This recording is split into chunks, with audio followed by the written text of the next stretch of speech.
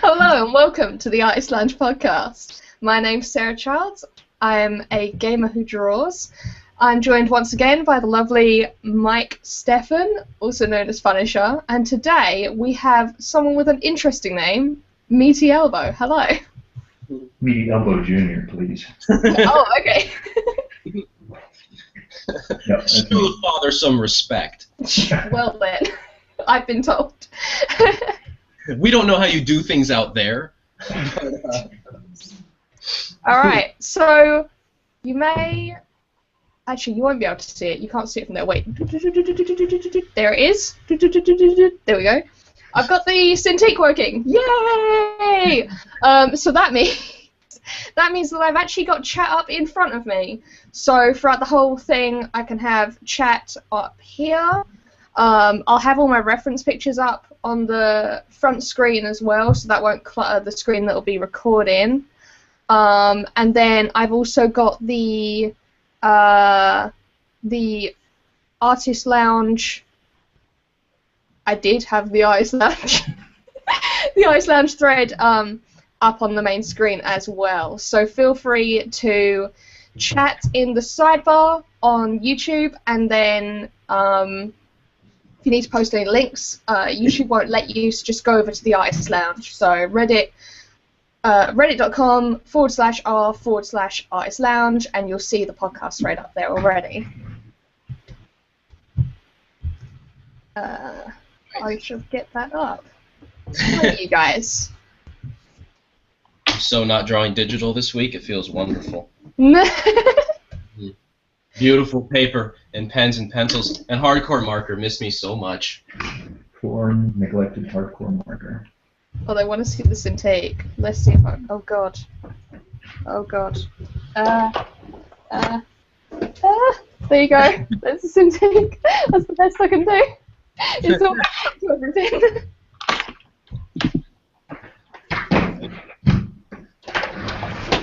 Oh, my Lord. I had a weird moment. Like, Yeah? it's like a life moment. Because I'm coming home. I thought about this because I have a pile of candy here.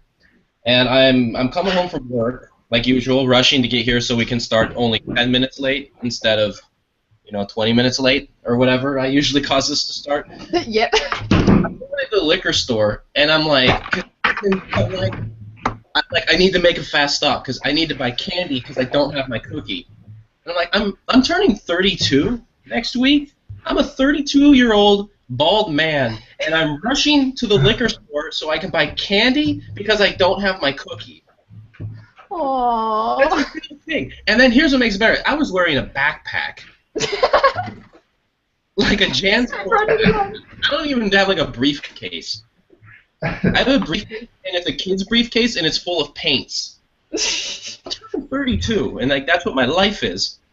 And then what's weird is I didn't even buy like old people candy. I should be like eating Werther's Originals now. Werther's Originals, yes. Like when you go to your grandma's and she's like, "Oh, there's a candy dish," and you get all excited, and it's like Necco wafers, and you're like, "I already ate one in church," or whatever. Necco wafers. Yeah, those weird, gross little wafers that are kind of like the sacraments at church, but like they taste almost worse for some reason. What? Necco is like Japanese for cat. They're made. Is it a Japanese? Yeah, I don't know. It could be Japanese. It might be made out of cats. They're really weird. Okay. They're like it's like if you were at the Smarties factory, and then they have the big machine making the Smarties, and they're like, "Hey, let's make them flatter and taste worse." And then that's like, okay, we'll start a new business. We'll call it Necco, and that's the Necco wafers. You put it on the shelf with like wax lips and circus peanuts and the other gross candy nobody likes. Circus peanuts. That sounds like an insult name. Circus peanuts? You're a circus peanut. You are gonna. You'll call me a circus peanut later. I'll be sitting there. Oh Lord. I'm trying to remember words. I'm having like a brain fart right now. I'm trying to reply to chat, and then I'm just like, my brain just died. Yeah, I mean, it's hard. Yeah, it's like you have to juggle both, You got to get in the zone for this one. This is a doozy of a picture. Oh, is everyone ready for our picture? A doozy of the picture this week. It's the best picture ever. two brothers holding the Mona Lisa. We were almost doing this just because we know the people in the chat that would draw along are going to get very mad at us for picking them. It's the best picture. It's an amazing photo, because not only, like, the photo is actually just amazing. There's a lot of landscape in it that you don't see in this. But the fact that it's the two brothers, so not only do you have to draw the brothers in a landscape, but there's also one of the arguably greatest works of art ever in the photo for you to draw. In case it wasn't hard enough. It's just like, oh, P.S., can you just sketch the Mona Lisa? That's fine. No big deal. I'm so excited. Bad idea. I love that we have to find a way to minimize and make it so we can draw a Mona Lisa within like a 3-hour show on top of a landscape and two figures. Yep. Yep, sounds perfectly reasonable to me. I'm just glad I'm not doing digital this week for this one, because I already would have failed before this even started. A way within the Hangout to zoom my camera out so that you guys can see more than like 4 square inches of my paper.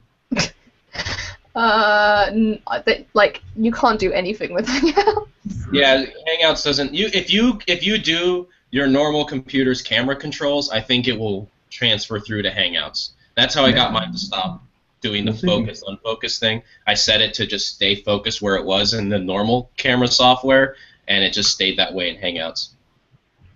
All right, we'll put that to the test. See what.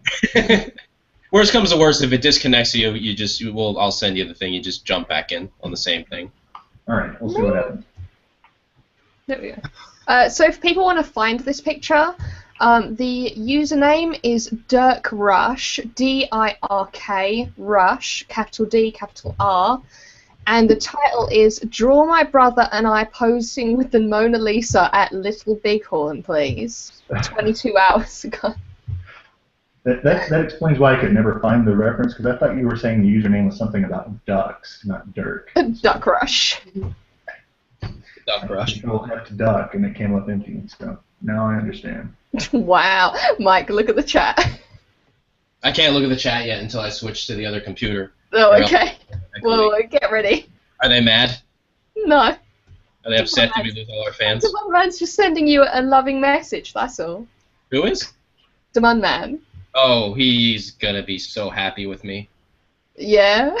He's upset now, but he's gonna, before I even start, he's gonna be like, all right, I already got a work in progress done. It's already done. Like. He's gonna be finished before my pencil hits the paper. Yep. He'll be done. He'll already have like harvested like the honey for the season, and we would have written like 3 songs. So if you're looking for an alternative to Mon Man, I'm doing the H.R. Geiger request Nostril Girl instead of the Mona Lisa. So. Yeah. Which I don't know if that's PC or not to say. Sorry, we talked about that. I'll find aren't it. the most alluring nostrils you've ever seen. Don't get any wrong ideas. Okay, so it's the username is, oh my god, I am you from the future. You is spelled Y-O-O, and it says, I'd like to surprise my best friend with a rendition of her done in the style of her favorite artist, H.R. Geiger. I think she would love it. That's number 17 on New. You all know H.R. Geiger is doing the art for the original Alien film, and very bizarre, surrealist sci-fi renditions and illustrations of aliens with lots of phallic and vaginal symbolism. Not to be confused with nostril symbolism at all. No, not at all. And in this case, the nostril symbolism would work. Can you get Sarah to say the initials one more time? And actually, the thing is that photo actually really probably could translate into, like, because he did a lot of, like, patterning kind of style, and that photo probably could translate to it really well. I'm just getting... The first thing I do is, technically what I should be doing in this photo is removing the Mona Lisa and the landscape, but I kind of find it also heartwarming. I kind of can't wait to draw it. And so maybe I should switch and actually start doing that. I'm drawing of a hat. I'm going to switch, which means that everything's going to disconnect and not work right for a minute. Yep. And yeah, and then I'll be back in a second. Okay. For everyone in chat, I've just posted the links to what we're all drawing. I put that in the Artist Lounge podcast thread, which was submitted 56 minutes ago, so the brand new one. So I put me and Mike are drawing this one, and then MeatyElbow is drawing this one, so you can find that.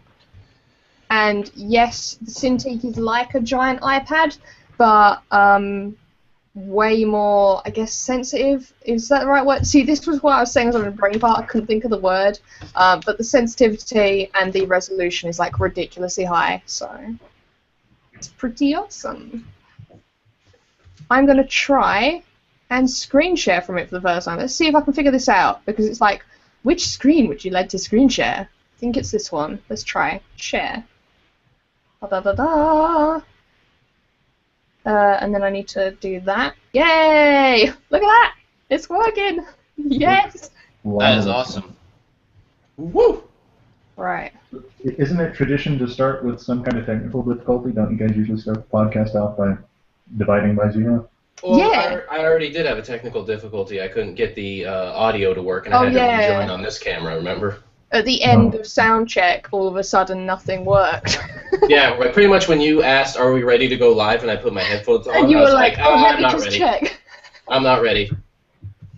For Not ready chat, anymore. so that you guys know, I start the podcast an hour early, and we all gather when we're ready, and we start getting everything sorted, and we ask how we all are, and the whole point is sound check. Like, the whole point. That's why we do In it. that hour, we determine all the issues, and then It's why we I start run late. home from work and rush to buy my candy. And then at the end of sound check, you check your audio. Oh well. Life I is never on. promised to be a smart man. I'll just make drawings, and that's what I do. So, I haven't been on my computer very much this week, and I saw that you've been sending me messages during the week, and I haven't seen any of them because I haven't been on Hangout. Yeah, And story of my also- life. I I already write on the subreddit. I said, guys, listen, I need advice. I thought I had friends, but my friends don't talk to me anymore. What would you guys do? I And saw everyone's like, that put you. your lawyer and delete Facebook. Yeah, you could get me on Facebook. I'm on there more. And then I saw that you had attempted to inform me of something quite important, and I feel like we should let the world know about this. I did? And that's the fact that platypuses can hold stuff with their tails. That's right. So you miss out on all the big news. I mean, think of the possibilities now. I know. That's why I hashtag platypus dreams in the Instagram. Because just when you thought you knew everything about platypuses, they turn around and surprise you. Oh, what's that? You have poisonous heel toes or whatever? You can carry things in your tail. What other wonderful things do they have just like in store for us, you know? They're like that frog in the old Warner Brothers cartoon when the guy looks at it and the frog sings and dances, right? Oh, And then when everyone else tries to show somebody, the frog just says ribbit, and he looks crazy. But he knows, and that's what we are with the platypus. Platypus? Anyways, cartoons, candy, platypuses. Boy, life after 30. Speaking of Warner Brothers, Mhm. a fairly famous YouTuber artist, Will Terrell, recently started a sort of like freelance, almost hired by Warner Brothers, and is currently working on Bugs Bunny. So congrats to Will Terrell. Working.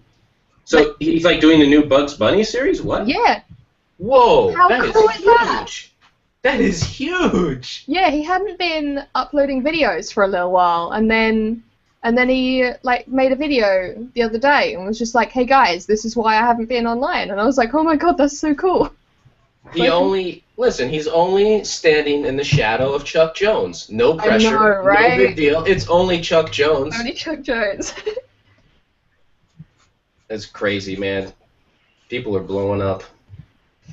My friend has a book coming out that's getting published, and I can mention this now because it was mentioned in a little article thing, and his book got picked up not only by publishers, but it got picked up by New Line Cinema and is becoming a film that he is going to be writing. and I'm just like blown away. This was like a friend that like, you know, I remember years ago him like kind of he went to school studying psychology and business, and he was doing business for a while, wasn't feeling it, and then tragedy hit his family, so he stays with his family, and his creative side was kind of his outlet as he's dealing with the tragedy. He's writing about the tragedy, and what he does is he's one of the funniest people I know, so he's writing about how horrendous all the tragedy is in his family, to the point where it's not even believable. Like he took like a screenwriting class while this was going on, and he's writing about it, and kids in the class were like, okay, that's a little much. I don't think anyone's going to believe your story here. But it was actually all happening to his life.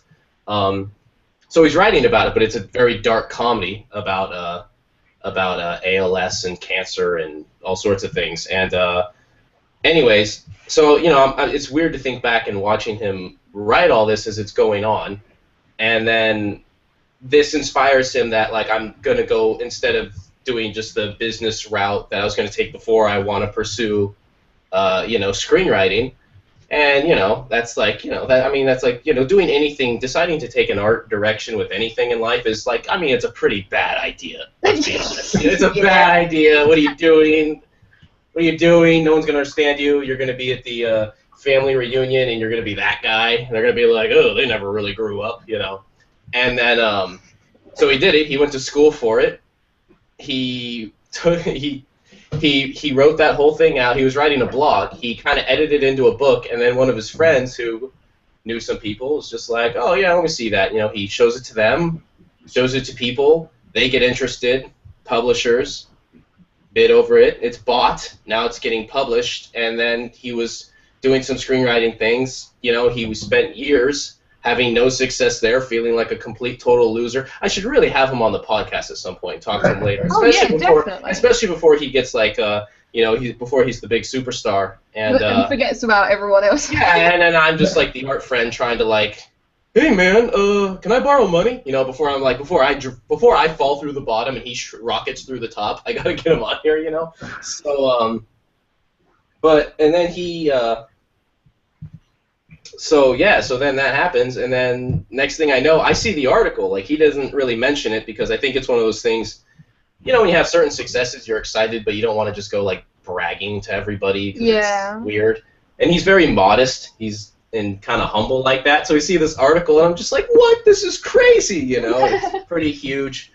And so I was talking to him about it, and it was just, I don't know, it was just one of those things. Like, he went for it and just like stuck to it. And I mean, there were so many like, literally, okay, the last time I visited him, the book had just gotten picked up, but he was still in his old apartment, and literally while I'm in his apartment, raw sewage is coming out of his sink onto the kitchen floor, and it was the third day in a row this was happening. Oh my God. And when I left, it happened for 2 more days. So, like, that is his life. Like, I was right at that transition where it's like,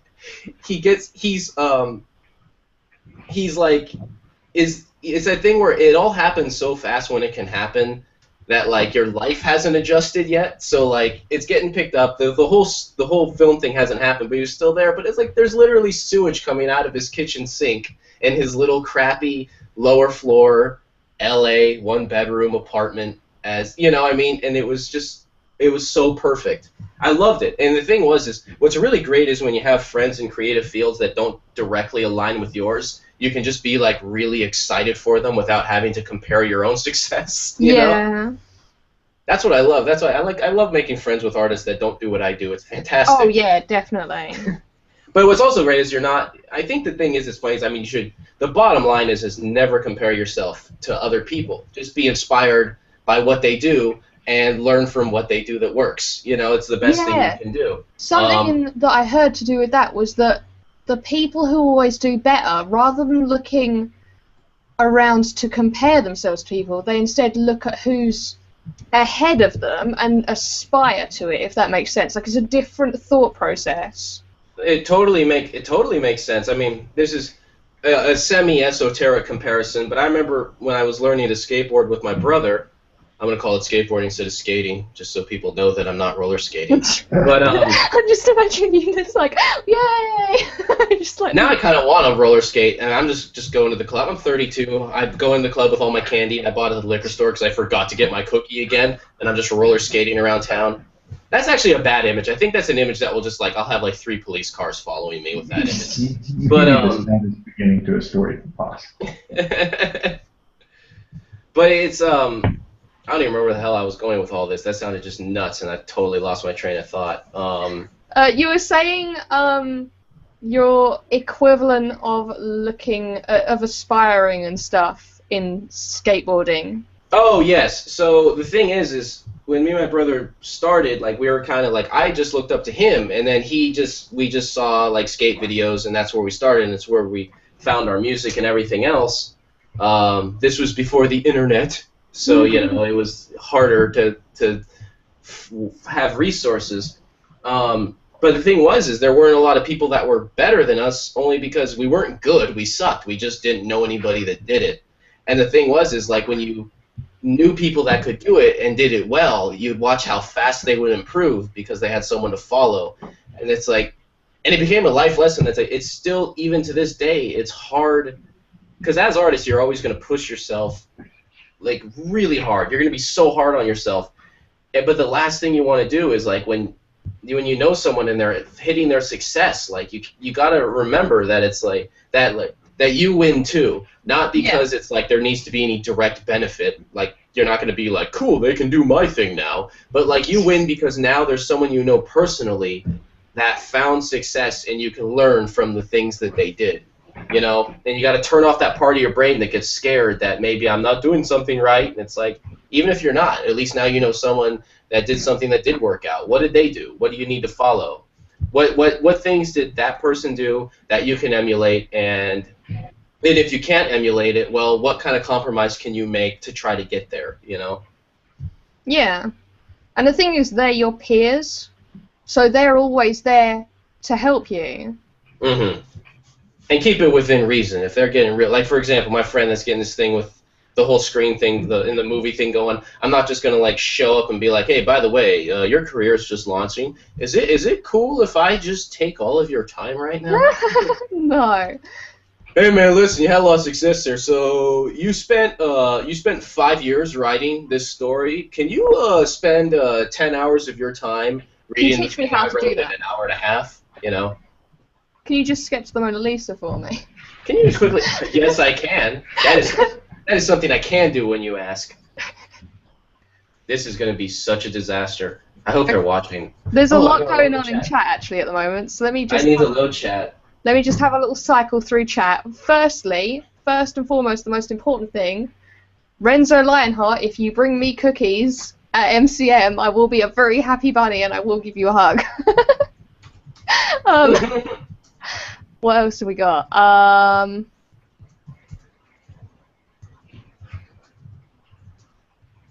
What the hell? Sing the Divide by Zero song.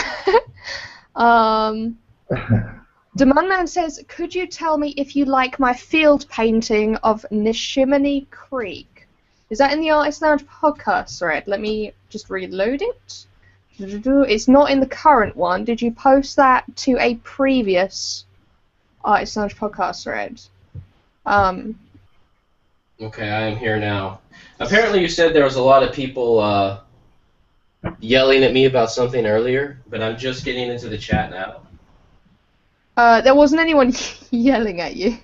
I'm pretty sure you said there were people like sending all sorts of very angry photos of their faces at me. I'll read out what I saw. Probably lots of racial slurs, knowing our audience. No, I'm just kidding. No, that's going to get me in trouble. Demonman said earlier, I would drive to California to spank you, Mike. No, you would. He's going to drive out here, he's going to spank me. We'll do that to, like, celebrate a certain episode. Demonman spanks me, and then we'll jam. Alright. I have no musical talent, but we'll find a way to make it work. Subliminal Cucumber says hi. Hello. Renzo Lionheart says, which do you guys prefer, digital or paper art, and why? Oh my God, beautiful paper and canvas and boards. Go to last week's episode if you want to see a traditional artist fail at digital. And just you watch the pile of fail, the big pile of fail, because digital is just so weird. Mad respect, though. Yeah, I've never successfully done anything digitally. I've tried, I've kind of experimented, but just not my thing either. Yeah. Sarah is the only one that can do digital. I'm the only digital artist on the planet. Literally on Earth. Also pretty proficient at traditional. If you watched last week, the thing with the markers was very impressive. Oh, thank you. True. So which is my favorite then? I'm not sure anymore. See, it was always traditional. That's the thing that I taught myself how to draw with. Traditional was like my thing. And obviously, you know, Renzo, you know that I do all the stuff at MCM traditionally. But since I've been doing, especially since I've got the Cintiq, because it's taken away the disconnect. Like the previous tablet that I had, the Intuos, because I was drawing on one screen and then looking at another, there was a serious disconnect, and I just couldn't feel the picture. Like when I'm drawing something, I need to be able to like feel the curve moving like that and stuff like that, and be able to, like, if I'm upset or angry, I want to be able to put that into the picture. Or if I'm drawing something that I deem to be really attractive, then I want to be able to draw all the nice curves and have the different line weights and stuff like that. And my previous tablet didn't give me that, so definitely when I was using that, paper was what I preferred. But now that I have the Cintiq, and can we just appreciate how gorgeous this damn Cintiq is? Like, for a second, like, it is. I'm in love with it. Like, if I could be in love with a machine, it's this Cintiq. Because if we just do this, so press in full on hard like that, and then I'll do a thin one right next to it, and then that's barely pressing. The fact that I've got those two different, like, I haven't changed the opacity at all, and all of a sudden I've got like jet black and then pale as possible. Like that was never possible before for me, and being able to do that, I don't know, it just opens up so many more possibilities. So right now I kind of enjoy both of them equally, but in completely different ways. So the digital work I'm really enjoying because it opens up possibilities that with real life I'd have to learn entire new skills for everything. So like working with acrylics or working with charcoal, I need to know an entirely different set of skills to be able to work with those two things. But with a digital thing, I can just get a brush that looks like acrylic or looks like charcoal, and then I can paint it, and then it's like, way, I did it. And then I can create any effect that I like. So that is one of the reasons why I really like digital, and it's so much quicker. So because I'm under a lot of stress now, like I've got 10 days till MCM, and I think I've got to get 5 more pieces completed in the next 2 days to be able to get them ready for MCM. Because I've got digital here, like I'd never be able to do that with traditional because it would take too long. It would take like 8 hours per picture, but something that takes me 8 hours in the real world can take me like 2 hours with digital, so that's ridiculous.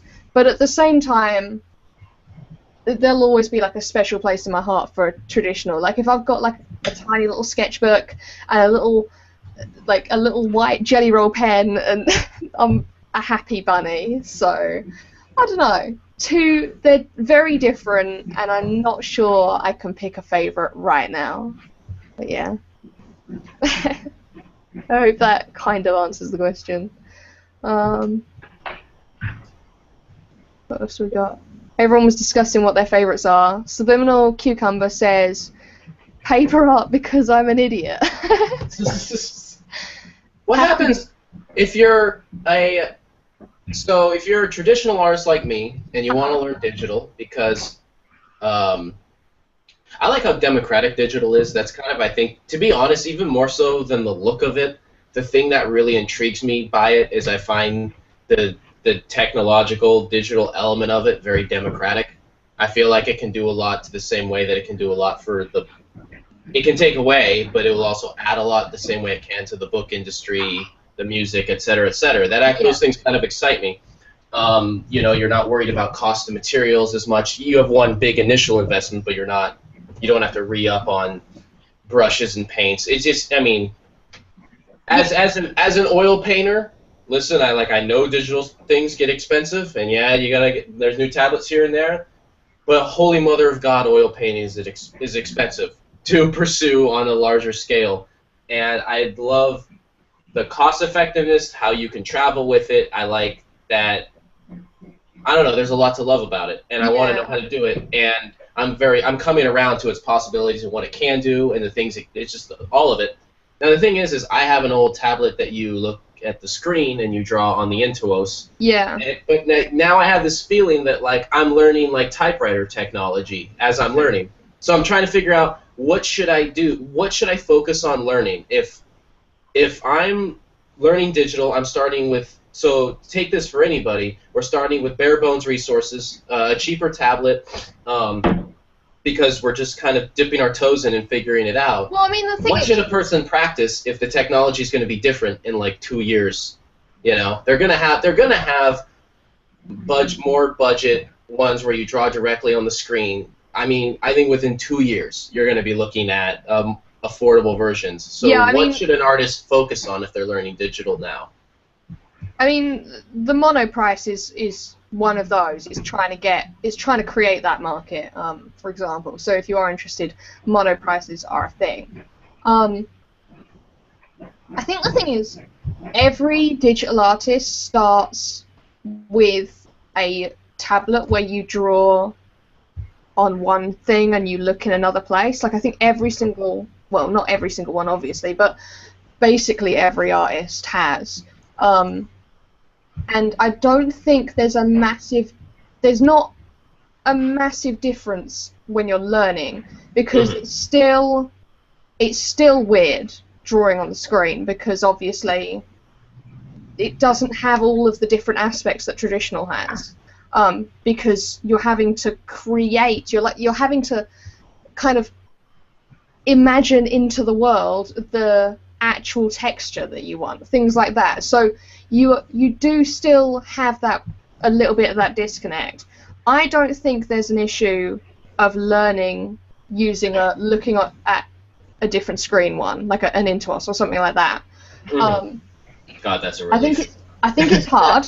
I'll agree, it's hard, because I found it hard. I think it's different for different artists, because I think, wasn't it that when we spoke to Joy Project, she didn't have this issue?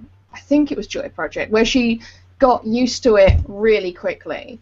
Whereas, well, the thing you should know about Joy Project is she's immensely talented at art, at everything, and learns very fast. And it's terrifying. It's terrifying how good she is at art. Because we were jumping in on RGD around the same time, and I'm just like, who's this Joy Project? And I click and look at the pictures. I'm like, oh, mother of God, I have to try harder. No! She's really good. She is very good. I'm making a deal with her where I'm going to help her with oil. She's going to venture into oils, and she's going to give me more advice on digital, as well as I've also... Polygraph gave me a lot of really helpful tips too, as well as you. But yeah, she found that I think, well, she knew traditional first, but she found, I think, going from traditional to digital, it's hard, but you learn faster than just from scratch to traditional, which what we kind of grew up in, you know.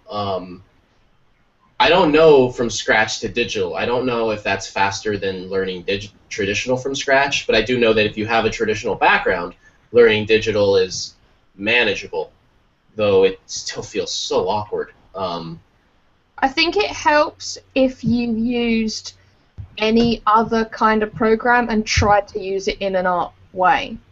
I think I do with MS Paint a little bit. Yeah, so I think like even having that little bit of knowledge, it makes you think in the right way, if that makes sense. Like I used to do ridiculous drawings on PowerPoint, but then when I got to using Illustrator, using all the paths and everything is like the same kind of process as using the freeform tool on PowerPoint. So like trying to learn anything digital kind of helped me in using the art programs digitally, if that makes sense. Mm-hmm. But I'd just say, don't go into it expecting that you're going to be the best thing in the world. Don't go into it expecting that you're going to be as skilled as you are traditionally.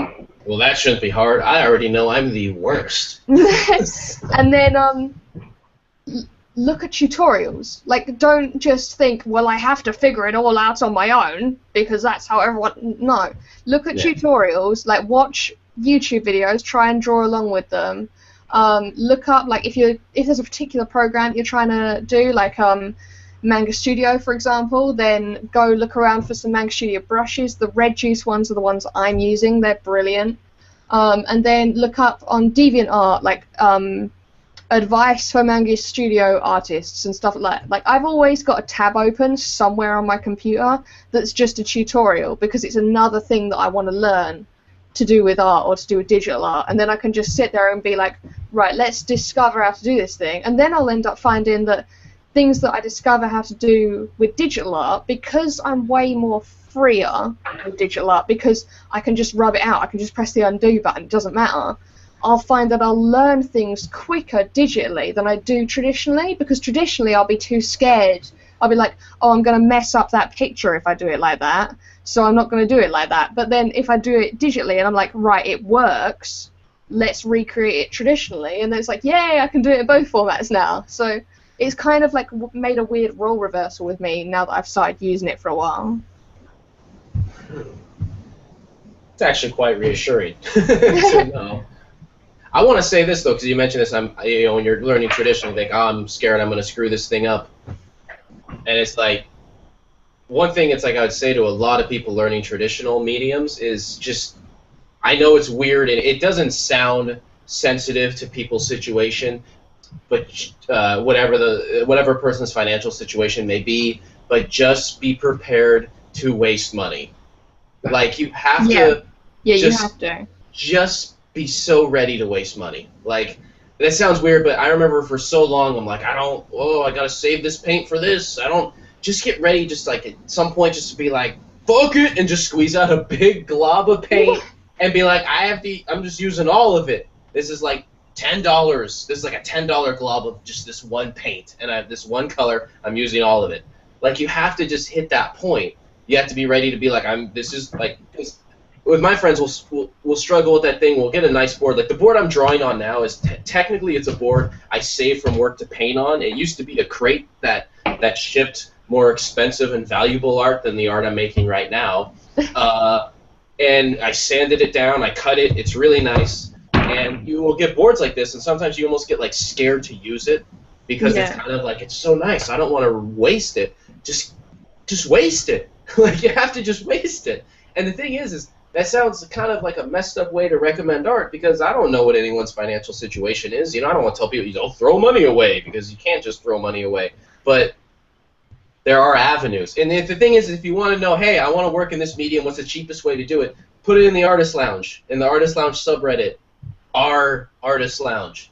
And I will help you find a cheap way to do it, I promise. Like, I know actually really good ways to save money with art. I've learned things.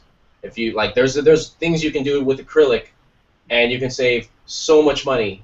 And like, you can get, if you're willing to invest just like a couple $100, that's a lot of money, but just a couple $100, you can have more acrylic paint than you will ever use in like 10 years, and that's all it takes. And so you can just waste so much. And that sounds really weird to say, coming from a state that has no water at a time when the earth is getting too warm. But you kind of have to let yourself do that a little bit.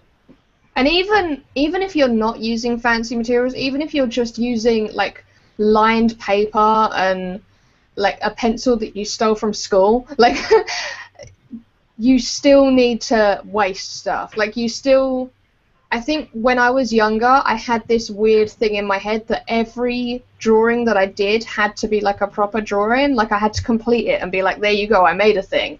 But it's way better to just be able to shell out like 100 pictures and then just be like, well, 5 of them I liked what they were looking like, so let's develop them. Because you learn so much faster if you're just shifting out tons. A lot of people ask about how do I find my style, and I think that's one of those ways that you find your style. It's by not focusing so hard on every picture that you do, but instead racing through as many little doodles and sketches and trying loads of things out, and then you start to find it. So you're advocating sketching frequently, right? Absolutely, that's exactly what I'm saying. Almost daily, one might say. Advocating a daily practice of sketching. I mean, if that was something that you might want. Do you draw? Do you guys draw every day? He draws it. Well, MeatyElbow has to draw every day, being the mod of Sketch Daily. Yeah. Not every day. Well, I draw something every day. Whether or not it makes it to completion or ends up in a trash can is another thing. But I agree very much with what you're saying. That not so much don't be afraid to waste, but don't be afraid to fail. Because even when you do something and at the end of it you say, wow, that sucks, that's no good, that should go in the garbage, you learn something from it, right? Yeah. You know, you don't have to throw the full-blown Punisher tantrum and tear it into 100 pieces. And Don't coin a term. Don't coin a term. You're gonna damage my brand.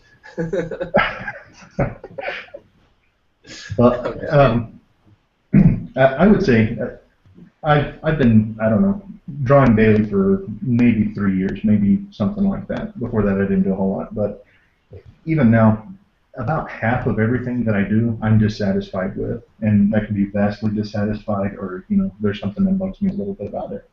And maybe another 30% of the time, I can live with it, but it's really that last, I don't know what I'm at, 20% of the time that you're looking for, right? It's that 20% where it's, wow, I learned something cool happened here.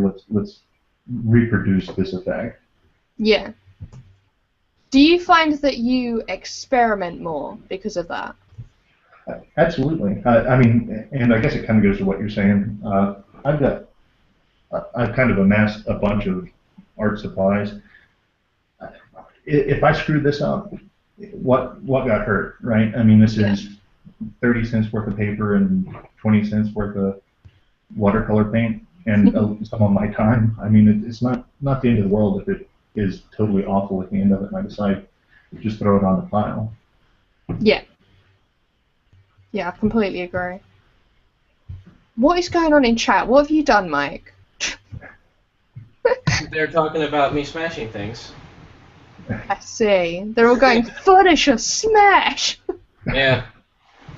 And it is true. Subliminal Cucumber at one point had mentioned that I sound like a therapist. Or wait, was it? Yes. Like the psychologist. It's true. But that was in regards to looking up to people as opposed to being jealous of their success, which is a thing I work on in myself. That's like, I don't say that as in like you get it together, everybody. I say it as more in like, Mike, get it together, right, guys? You know. You know what I just realized also is I think my fan's being picked up on my microphone, so I have to be sure when I'm not talking to mute my microphone so it goes to other people's screens. Oh, right. As they're talking. That might be an issue. Or, maybe I'll just sweat it out for a while. I mean, I can't hear anything. Yeah, but I have a feeling. I just have this feeling that my fan is going to bogart the screen space, and there's really magical things happening on screen, so I want to make sure that doesn't happen.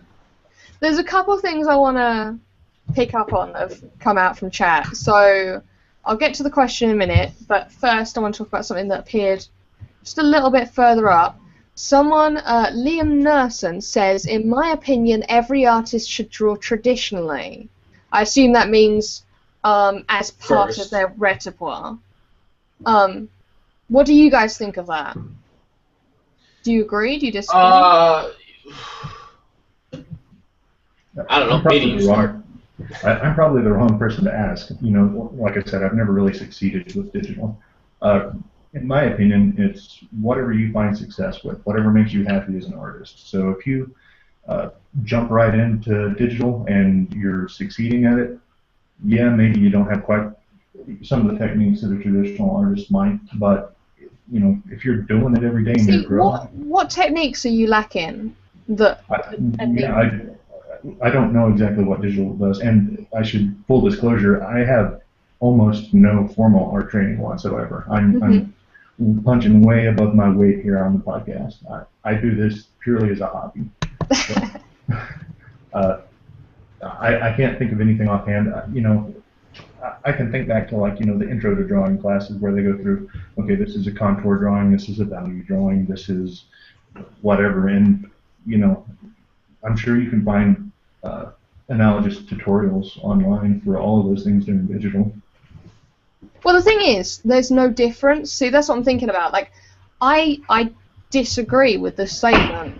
When I was younger, I would have completely agreed that every artist needs to work traditionally. But now that I've had experience with traditional and I know everything that it can do, I actually now completely disagree. I think that an artist can be just as talented and just as skilled as a traditional artist working purely digitally, because if you think about what maybe the fundamental skills are, they would be the fundamentals of art, right? Every single one of those you could master, so to speak, digitally as well as traditionally.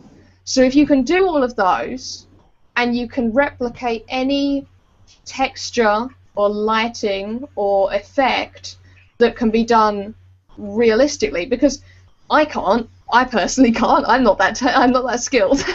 But I've seen artists do it. I've seen pictures that I thought were oil paintings, and they're not. They've been created entirely in Photoshop. So I think you actually can work entirely digitally. I think you need something like a Cintiq to be able to do it, but I do think it's possible. And I think that you can get, obviously, if someone walks up to you and hands you a piece of paper, you may not necessarily be able to replicate what the guy next to you who's been working with paper his whole life can do. But at the same time, you can't give him a tablet and he'd be able to create what the digital artist can. So it doesn't really, I don't think it really counts as something that matters, if that makes sense. Unless if all of technology dies, in which case maybe it does now. But yeah, I think you can be fully digital and start digital, especially now, because I think there are a lot of artists that maybe start out with a DS or a Nintendo Wii or a iPad, and they get one of them painting apps, and they start Mario with that. Paint. Mario Paint. For the older folks, right? There's actually really good art stuff on the Nintendo consoles. Especially there's like this kind of like a Me Plaza type thing that you can do. I don't know what the actual name of it is now. And you can draw loads of pictures and talk about the games that you're playing, and I see some amazing stuff pop up on there. I'm just like, oh my god, how did you do that with a bloody Wii? But yeah, I think you can. Mike, I'm old enough to get your Mario Paint reference. Thank God. Me and my friend spent a whole Saturday making a cartoon of the Smurfs and the flesh-eating virus on Mario Paint, and I'm glad someone else played with Mario Paint back in the day. I actually am old enough to remember the Nintendo golf game that you referenced in one of the earlier. Oh no! Funny you should. I guess it's the time I should mention again that me and my friend Dylan just happens to pretty much practice to a pro level on original Nintendo golf. I don't have it anymore, I'm sure, but at a certain point, I mean, not to say they should be making a King of Kong style documentary about me and my friend, but that's exactly what they should be doing about me and my friend, because we got really freaking good at that. Sponsorship deal is coming through any day now. Anytime now. Anytime at Callaway Golf, just I'm waiting for it. If you want to, take esports to the next level, Nintendo Golf should be included in esports. It should be on Twitch. I want to Twitch Nintendo Golf. Oh my god, please do. That's oh my god, that's happening. I'm gonna learn how to do that. Please, if anyone would be remotely interested in watching Nintendo Golf on Twitch. I freaking love that idea. And I'm going to get my friend on board, because I'm sure that emulator would run on anything. We could probably do it from our phones. Oh my god, that's happening. That's so happening. Back to topic, though. No, I'm well into that. Let's call that a wine promise, meaning that I'm drinking wine and I made a promise, and I'm not sure I'll be able to good follow luck. through. But I freaking love the idea of a Nintendo Golf Twitch live stream. I'm gonna bug. Okay, Art Broken and my good friend Roger. I'm gonna bug him about that because he's a huge League of Legends. He's all over it. He watches the Twitch of it.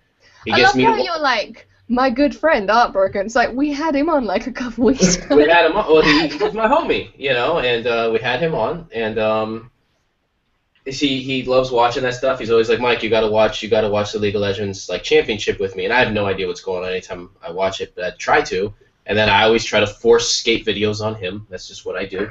And then, but yeah, now I'm going to force Nintendo Golf Twitch on him. And he'll join me. It's there's a science to that game. That game it goes way deep. People have no idea. Most people don't even realize that it's Mario you're playing in that game, and it's totally Mario. Now, see, I'm not sure that it actually is. Come on, a pudgy guy with a mustache? Who else is it going to be on a Nintendo? Okay. You're triggering me, Mike. Pudgy guy with a mustache. Trigger warning. Banned for hate speech. Banned for hate speech. I wanted to mention the thing about traditional, digital. A while back, I would have said you should learn traditional before going to digital, but only on the certain idea that it's kind of like, you know, you should you should take a dump before you wipe. Like that would be the clearly the best comparison that you could come up with there. But now, as I'm done with both, and that's all completed, and I flush the toilet of art down to eternity, I have come to feel like you just use whatever materials you have, and then you use them for their strengths. So I think someone who does traditional should try digital and learn its strengths and come to understand it, and someone who does digital should use traditional to learn those strengths as well, because the most important thing is not the medium, it's learning the basic fundamentals of art, and that doesn't change regardless of the medium. The idea of form and tone and line, light, whatever the subject, all those things apply across all mediums. Yeah. And so that's what you should learn first with whatever medium you have. So you could be using the nicest tablet, the nicest paint. You could be using MS Paint and the world's worst paint. You could be using a pencil you stole out of a desk at school. Those are the things. And yeah, if you don't have a pencil and you want to make art, just like steal it out of the desk. It's like, seriously, the teacher has like 9 of them in the desk. They don't need all 9. Take one of them. They're yours. Do whatever you can. And so don't necessarily do that, because some teachers actually buy their own stock. That's a very good point. They buy their own things for class. That's a big thing. That's controversial. I remember my mum used to get annoyed because she'd steal it from the kid that clearly has too many. There's a kid that has more than you. You know what kid it is. They always have the new stuff. Steal it from them. And then seizes the means of production, right, Mike? I'm just kidding. Did anyone ever get one of them pencils that's got like ridiculous amounts of sparkly stuff all over it? Like you just turn it and it's just like some kind of hologram thing. That sounds like a really cool pencil. Everyone had one of those when I was at school. Them and the smelly jelly roll things. We had the smelly Mr. Sketch markers when I was a little kid. Yeah. They had like the red smelled like cherry and the brown smelled like cinnamon and the black smelled like black licorice. Which you might as well just have it be permanent marker smell. They would call it here. This one smells like a burnt tire. Even in the form of a smell, licorice still ruined everything. But yeah, they still do that. You know, jokes on the kids, because kids love licorice when they're 5. You know, licorice is another candy that should have been in grandma's dish. You know. Mike, you digressed from the topic. Should someone learn real golf first or Nintendo golf before? That's a really. You know what? We're in a drought. They should learn Nintendo golf during the drought, because lawns take a lot of water. So learn Nintendo golf first. Fair enough. Yeah, before you learn real golf. until we get the water in Western America thing settled. Stick with Nintendo Golf, and then we'll work on the precious metals to Liam make Nerson is electronics. clarifying on what they were talking about. So Okay. it's not every artist should have traditional techniques to be a profession or to even be the best they can. But there are certain aspects of using traditional mediums that do not translate digitally. That's also not a statement of technique, rather a statement of practice. There is no Control-Alt-Z. You need to take things slow. It instills patience, reflection, and observation in ways that digital cannot, or cannot to the same degree. I disagree with that. Well, here there's an interesting element to that. Is you have to remember there's certain tools of digital that I just think it's like you have to do both, because there's certain tools of digital, like, you know, you can become over dependent on like a liquify tool, you know what I mean? And that's kind of fine, because sometimes I feel like the teacher arguing, you shouldn't use a calculator because what if all the calculators disappeared? And Yeah, you're no, like, it's like you always. you're like, it's 2015. There's one in my old man. phone. You know what I mean? Like, do we need to hold on to the old thing that much? But you know, if you limit your supplies and your abilities, you have to strengthen what you do have. And I think to a certain element that can be a little more pronounced at times with traditional. But the thing that I love about digital, though, is how it treats everything in layers, how it breaks down everything. Like, you have to, on traditional, you're kind of just rolling with it. Like, even right now, I'm forgetting that I should be drawing during the podcast.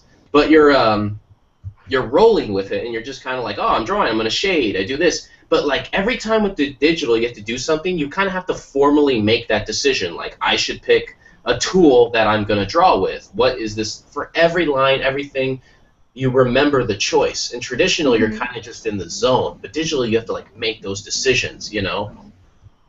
And I don't know how to use digital, so I could be wrong. But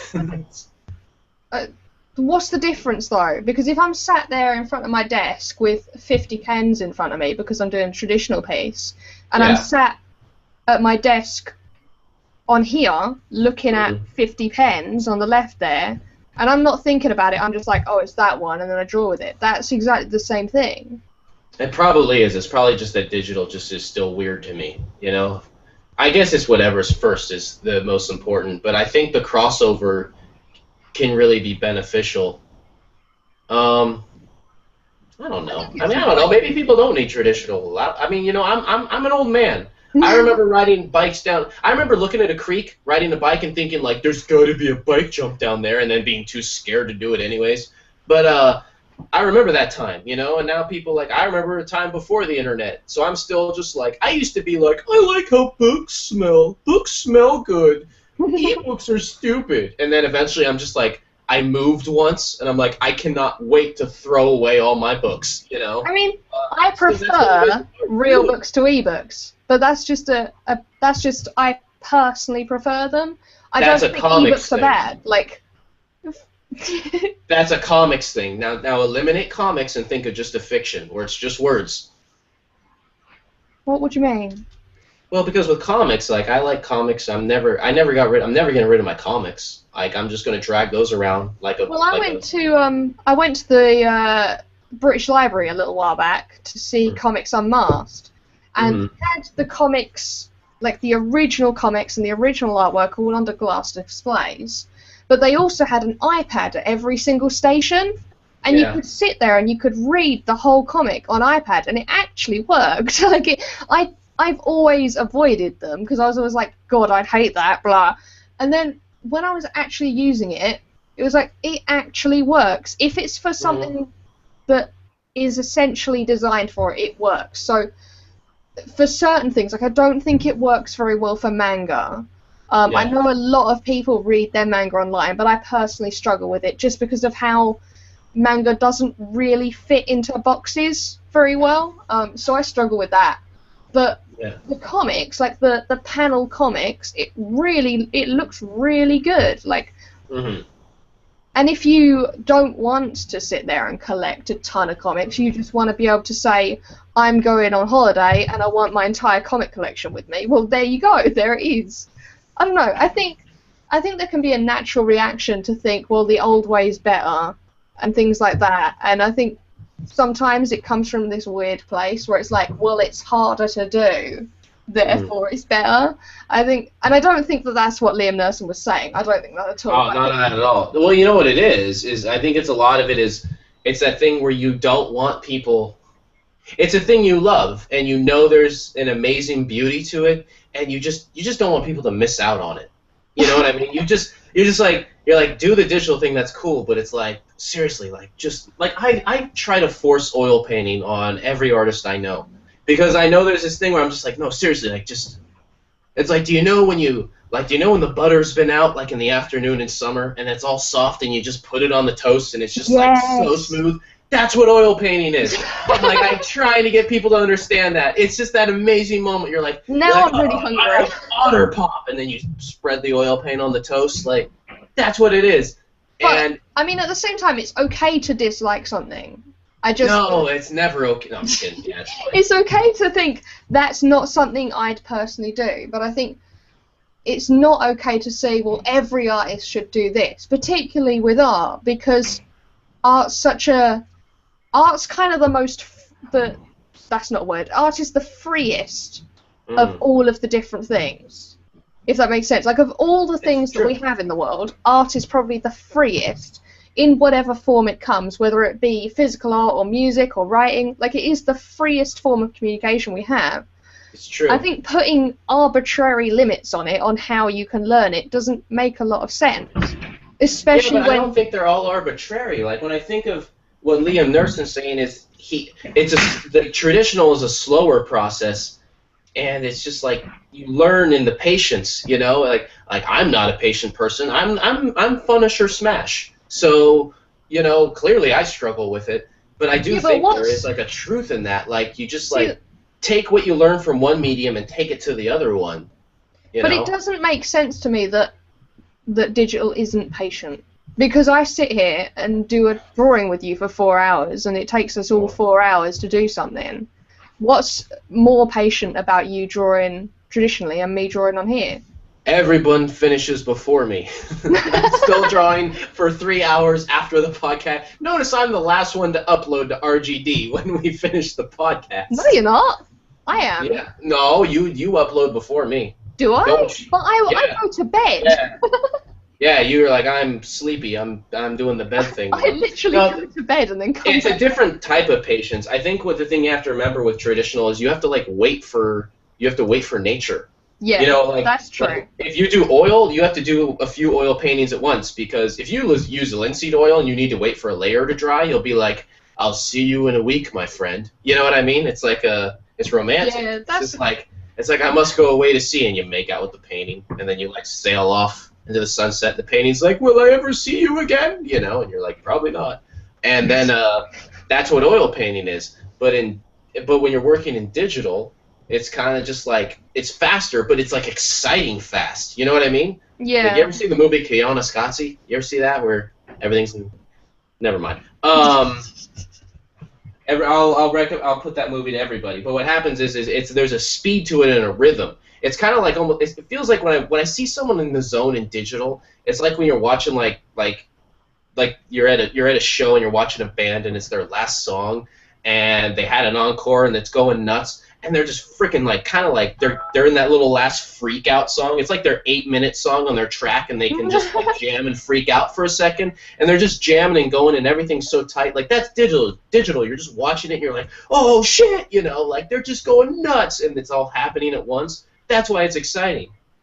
With traditional painting, it's more just like you made the thing and then you put it aside and you're like, all right, I got to check it tomorrow and I have no idea if I'm going to like this thing or not. It's just a different game that messes with your head. I didn't think of that.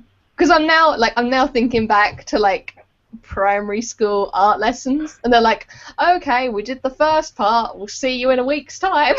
Yeah, and you have to just sit there and think about it like an asshole. You just have to sit there like, my mask. Yeah, where's the mask? And then you go back and it dried, but it shrunk and half of it smashed in, and you're like, no, you know.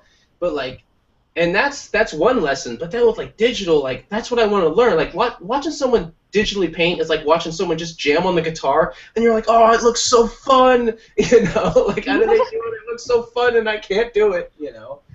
And I think it's just two different worlds. Just to learn both, so exciting. What I'm trying to say is that the Nintendo Golf Twitch stream is going to be so much fun. I'm going to talk like a golf announcer the whole time. I'll be monotone. I'll never get excited. Oh my god. And, yeah. Well, it's funny to contrast this week where you're so excited about digital and last week where you're trying to work. I was so not excited last week. I'm just like, no. Oh, I felt it's one thing to fail in front of yourself. It's another thing when the artists like watch you just be like, nope, and then you just delete it, you know, in front of them. That'd be like it's like bringing your kid to the carnival and you're gonna draw the caricature and like, he likes race cars, and you're drawing him in the little race car, and then if it's me, I'm just like, that number is not foreshortened, and I tear up the drawing in front of the kid and he's crying and the mom's like, what the hell's wrong with you? Like, it's like one of those kind of situations. And I made a deal with them though. Like they want to get back into drawing, and I said, if you start drawing and post it in the artist lounge, I will do a traditional portrait for you. Like, of what you want, I'll just do it. I'll make it awesome for you, and that deal still stands to this day. So they Did you enjoy your little escapade into digital? Oh, it's horrific. No, not even a little. Like, it's a nightmare. Learning things sucks. You know, it's like it's with everything. It's like, especially like with games. Like when you have friends and they're all really good at Smash Brothers, and they're like, no, it's like, chill, just play with us, and you just get your ass kicked. Oh, I suck at Smash Brothers. Oh, that's what everyone says. They say they suck and they say they mash buttons, but they're clearly mashing buttons better than you are when you try your first time, because your characters I don't know how the game works, but your character, you know, it's like 70%, your character's like 920%, and you can see them like go out of your TV and through the window into the heavens. Like I'm not double jumping back to the platform now, you know, or however that weird game works, but yeah, double jump, then spin, then fly. Like the only way to win in that game is to be curving. You just did the combo. You're like, yeah, you just double jump and then you spin and fly. What's the problem, Mike? Meanwhile, I'm just like, what buttons jump again? Like every button's jump. It was sad to watch you delete last week. I know. Oh. Let's clarify. It was sad, but that happens a lot. I get rid of a lot of art that goes on Reddit. It's almost like for every drawing that you see pop up, just picture like 2 in the trash. Like that's kind of like how it rolls. You're beating my odds then. Like I say, I bet I'm about 2 or 3 in 10. Whenever I was actively doing redditgetsdrawn posts, I would toss at least 80% of them. And the deal still stands. We'll make that awesome portrait, I promise. I just fulfilled a promise that like won't come through with someone else recently. I do that. I make anytime I see someone say that they used to draw, I like do everything within my power to try to make them draw again. And I make these promises that I try to follow through on. Like, if you draw, I'll do this, and then I'll deliver, and then I'll never hear from them again. But it's like, I just want people to make art. I don't even care if they hate it or if they suck or if they don't like it. It's like they have to. That's like every sports anime ever. Like this one guy who's like the best guy, and it's like, you need to be on our team, and he's like, no, I'll never touch a soccer ball again, and it's like, no. It's like, but you're the greatest player in the universe, and it's like, no, I threw my boots away long ago. There you go. That was my... I need to watch these because it sounds a lot like the first Mighty Ducks with the goalie. I don't know what that is. You didn't watch Mighty Ducks was a little bit before your time. I don't know. MeatyElbow probably knows remembers the Emilio Estevez. I recall, yes. I feel like everything you say is a little bit before my time. It is. I drink some wine and I get into like Dennis Miller mode and I start referencing things. Unfortunately, it's not political though. Like, you know, if I was in a Dennis Miller rant, we'd have no fans. Oh, we're not talking. I wouldn't even like myself. But you know. Sorry, what was that? Are you familiar with Dennis Miller? Do you know who he's talking about? I have no idea what he's talking about. All I heard was politics, and my brain shut down. Like, I have no issue with politics. I'm really interested in discussing politics, but like the politics of this week cannot be a thing. That'd be great. we had a general election here, and the UK has gone nuts over it. So No. That actually sounds interesting because I didn't even know you had an election. Didn't you? No, I'm in We've America. had, like- I don't know what happens that's We've had relevant in the rest riots of in the world. London over it. Are you serious? You had riots recently? Yeah, we've had riots in London over the... Well, that's interesting. I live in Oakland. We have riots all the time. There's probably riots happening right now. It's just that woman who bangs on your house.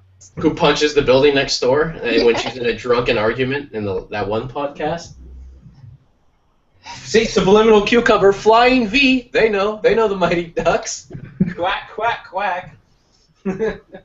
Oh my god, I'm googling it. What is it? Google Flying V, Mighty Ducks. There's an important lesson in Mighty Ducks. At one point, the kid said, "An inch closer, it would have gone in the goal." And then his friend finally said to him, "Yeah, but an inch further away, you would have missed completely." This was not what I was expecting. I was expecting ducks. You weren't picturing a cheesy movie about kids playing hockey? I was expecting ducks. I did not get ducks. I'm disappointed. It's a different kind of duck. You'll see. Just watch the film. Artist Lounge Movie Night, Mighty Ducks. What's your favorite movie? Mighty Ducks. I'm just kidding. I don't know. Meaty, what's your favorite movie? Ever. You only get one. Ever. Every other movie sucks. Every other movie sucks. Yeah.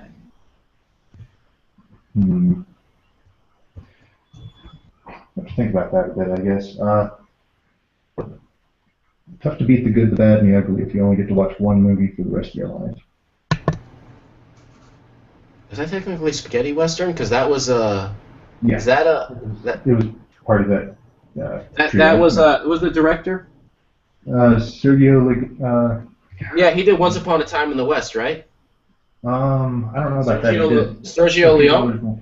Yeah, that's him. Oh, I haven't even seen Good, Bad, and the Ugly. I just saw Once Upon a Time in the West. You awful human being. I know, isn't it horrible? It's horrible. I should watch that. Especially with a guy who does landscape paintings of the West. That seems pretty offensive. Well, I guess it would be good references if you wanted to do landscape paintings of Italy. I think it would also. Well, yeah, that's why they're spaghetti westerns. They were all shot in Italy, right? Yeah, that's shot. That's right. They'd all be shot in Italy. And I love it. I love when like the two, when the cultures kind of like when it all combines into that kind of influence. People I think in later generations were starting to understand it when Kill Bill came out and they realized the crossover between Japanese and then Western films and the cross. Oh God, what's the samurai and then the seven? Jesus Christ! Help me out. Magnificent Seven, is it? Yes, the Magnificent Seven, and then to say magnificent.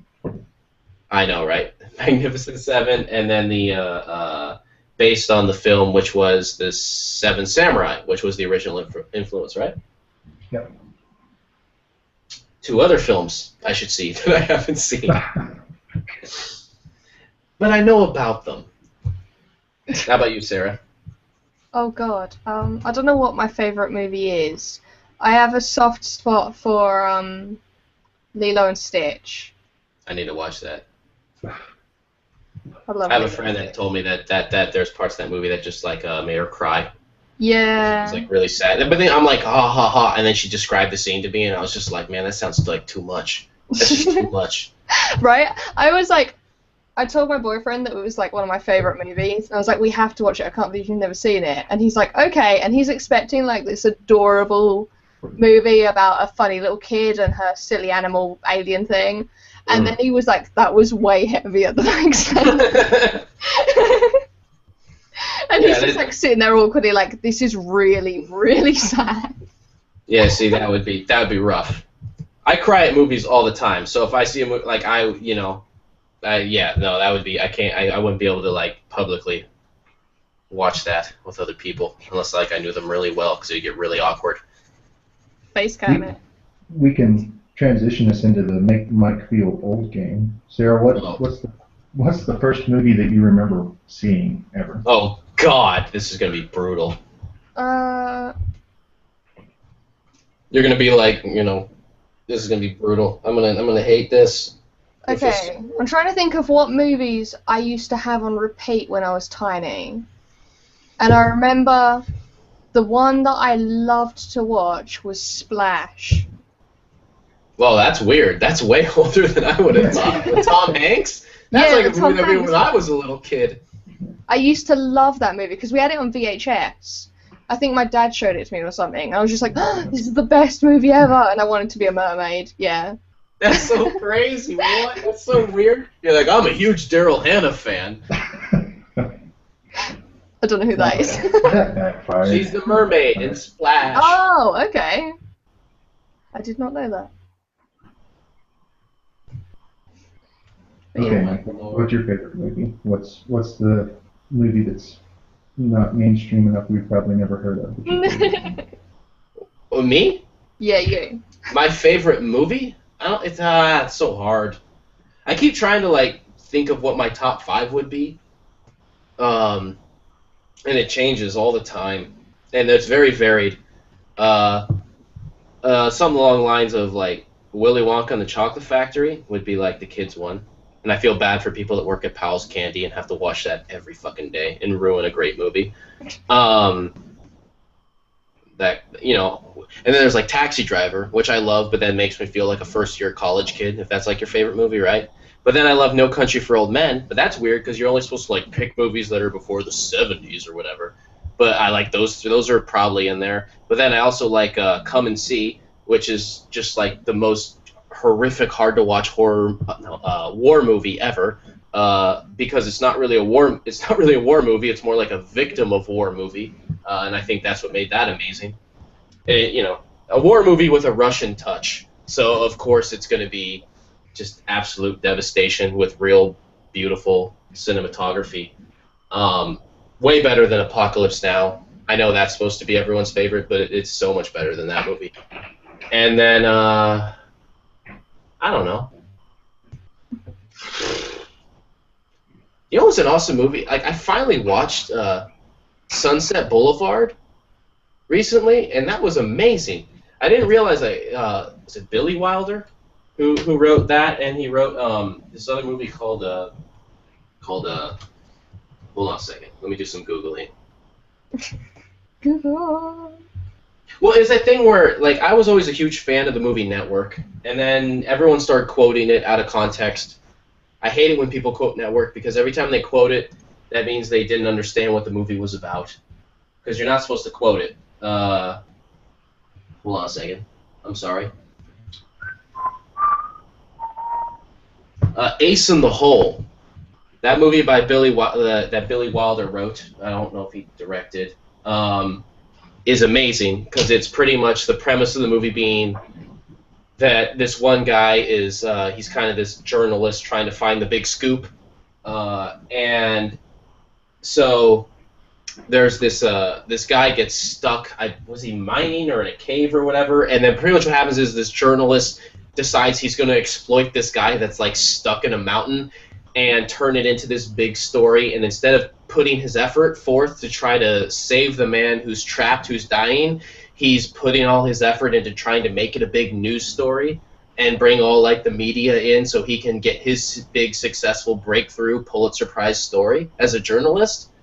And the thing that's crazy is this movie is so far ahead of its time. It's ridiculous. It's like it's pretty much like it's a movie that's about something like Fox News, but it was made in 1951. Really? It's so far ahead of its time, and it was just beautifully shot and written. I mean, the actors were all kind of they all kind of act like, you know, in old movies, everyone still kind of acts like they're on stage instead of on film. Yeah. But it's insane. Kirk Douglas played the journalist, and Ace in the Hole. It's awesome. It's ridiculous. It's just that thing where, you know, when you watch a movie and you're like, you know, you finally convince yourself to sit down and watch a classic, and then you realize, like, oh my God, like it's still relevant now. It's still totally relevant, and that's what it was like watching Ace in the Hole. It was that thing where it's like I had no idea. Like that movie will never get old. Will always be like that. That's what news is like.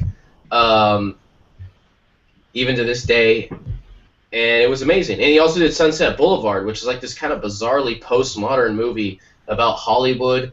They're just like so far ahead of their time. It was kind of blowing my mind. I just had no idea. Yeah, watch those. Watch Billy Wilder movies. Ace in the Hole and Sunset Boulevard. Watch Ace in the Hole first. Okay. Yeah, it was awesome. Now I'm all like stoked on that. I want to watch more of his movies. No, you're whatever. I asked chat what their favourite movies were. Alison Hall says Singing in the Rain. Oh, classic.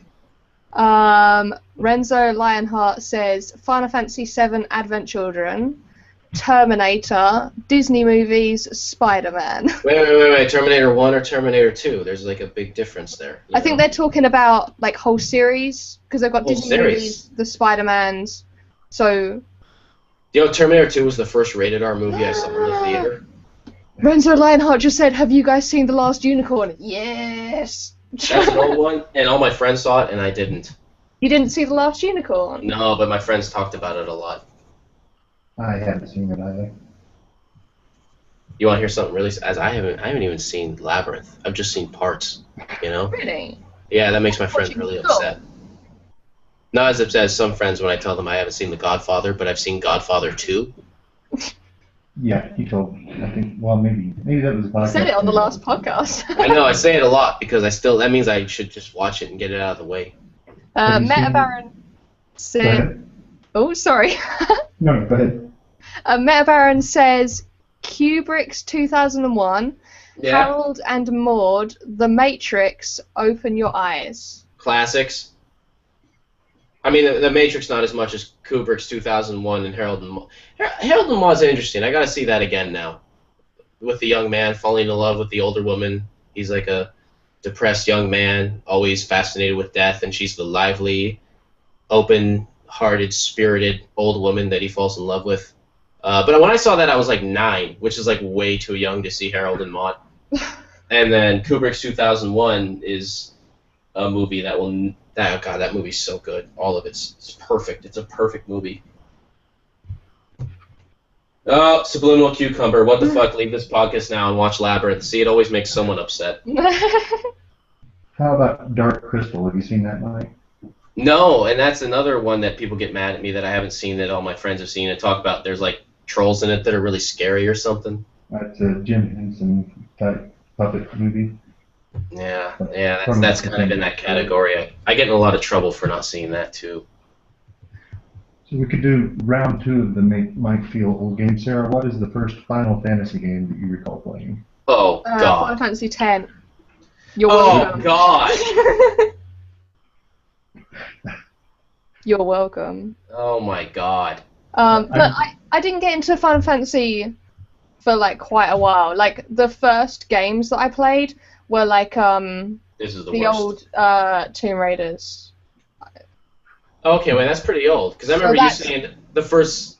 What The was it? The first first game that Zelda I you played? The first game that I played myself was Ocarina of Time. Oh my God. But like I never played a 2D game until I was like well into my teens. Like I played fully 3D. You played them ironically. You're like, oh, look at these games. Like when I play Well, the thing is- Asteroids, look at this dumb game people I think get is so fun. much hate for it because I base a lot of why I play a game on how it looks. Like it's like looks and then story and then Oh, gameplay, God. right? Oh, Because man. I can't cope Everyone's because gonna leave the podcast. I know they're gonna hate me. They're literally gonna hate me so much. Galaxy Quest. Galaxy Sorry. Quest is the best movie. I love that movie. Yeah. So that means that I really struggle with 2D games because I like modern pixel games. I like how they don't do them so restricted. They have like a lot of detail in them. But the old pixel games I really struggle with, like particularly things where there's like weird crossovers happening. Like Final Fantasy VII, I struggle with a lot. Whereas I'm okay with Final Fantasy VIII because it kind of moved on a little bit enough. Like it's just there's like little periods in gaming history where I'm like I can't play any of these. Oh my god, Final Fantasy VII was one of might be the first role-playing game I played. I mean, I started late into role-playing games. Like I watched my friend play Final Fantasy III, aka Final Fantasy VI. And I was always fascinated, but I always got confused by role-playing games. They confused the shit out of me. It's just too much memorization. So I started on Final Fantasy VII, which was the most confusing. Like I never knew what was happening in that game, and then eventually I gave up right at the end. Oh my god, you should play Persona. Persona's a bizarre game. I watched my other friend play that game as I was drawing. Persona at the moment. Oh, I love it. That's the one where you're like teenagers in school, right? Yeah, you shoot yourself. Is that what we talked about last week? Yeah, you shoot yourself in the head to go like fight monsters or something. Yeah, it's the perfect amount of like absolutely weird as hell for me. Like anything creepy and weird as hell, I'm like, yes, I'm on it. Oh God. Oh. Freaking. Do you know what was a fun game on the DS that like people didn't talk about enough was Hotel Dusk? Did you guys ever play that? Did you play the DS? I've heard of it. It's awesome. I mean, I was a sucker for it because the whole game takes place in a small motel in like a western desert. So of course I'm like, Mike sold. You know, an adventure game that takes place in the West Desert on the DS. Yes, I will. Yes. And like for lots of periods of the game, like nothing happens. You're just like, I'm eating dinner and someone's talking to me. And Mike sold. You know, he loves Nintendo Golf. He doesn't like having fun. He doesn't like real games. Yeah, he doesn't like real games that are challenging. I love it, but I like adventure games. You know, I'm a sucker for them. Like the old Monkey Islands were some of my first art influences. Everyone talks about Monkey Island, and I've never seen it. You haven't seen Monkey Island? Everyone talks about it all the time, and I'm just like, I've never even like Googled it. Like, I better take care of that real fast. Hold on a second. No, drawing. I gotta do something here. Better send Mike on that errand. Mike, go be Google for me. Hold on a second. I'm taking care of something. This happened to me recently with another friend, so I had to take care of it then too. So I'm gonna take care of it again real fast. This is unbelievable. I can't believe that you just said that. Basically, what she said, Mike, is I don't have enough interest to type it into Google myself. Please chase down this tangent for us. I feel like we're supposed to be talking about our work. This is our work. It's true. It's kind of true. Another question, Mike. Does burrito theory extend to breakfast burritos? Absolutely. Most definitely. I've had very interesting breakfast burrito theory chat with Tim, who has his art in here, my roommate. Kind of what constitutes a breakfast burrito. Sometimes, especially in the Bay Area, they get a little too fancy. A breakfast burrito is all about simplicity, eggs, potatoes, whether you do like the sausage or the bacon route, right? Cheese, if you can do cheese, tortilla and salsa. That's really a breakfast burrito. Like when you get more than that and you start like being a dick and adding like rice and stuff, you're going way too far. Yeah, I would agree. No more than 3 ingredients, unless you're doing migas rancheras. Migas rancheras, if you haven't had one, Mike, you need to go. Oh, that is good stuff. Broaden your horizons. Those are very good. That's very good stuff. There, took care of it.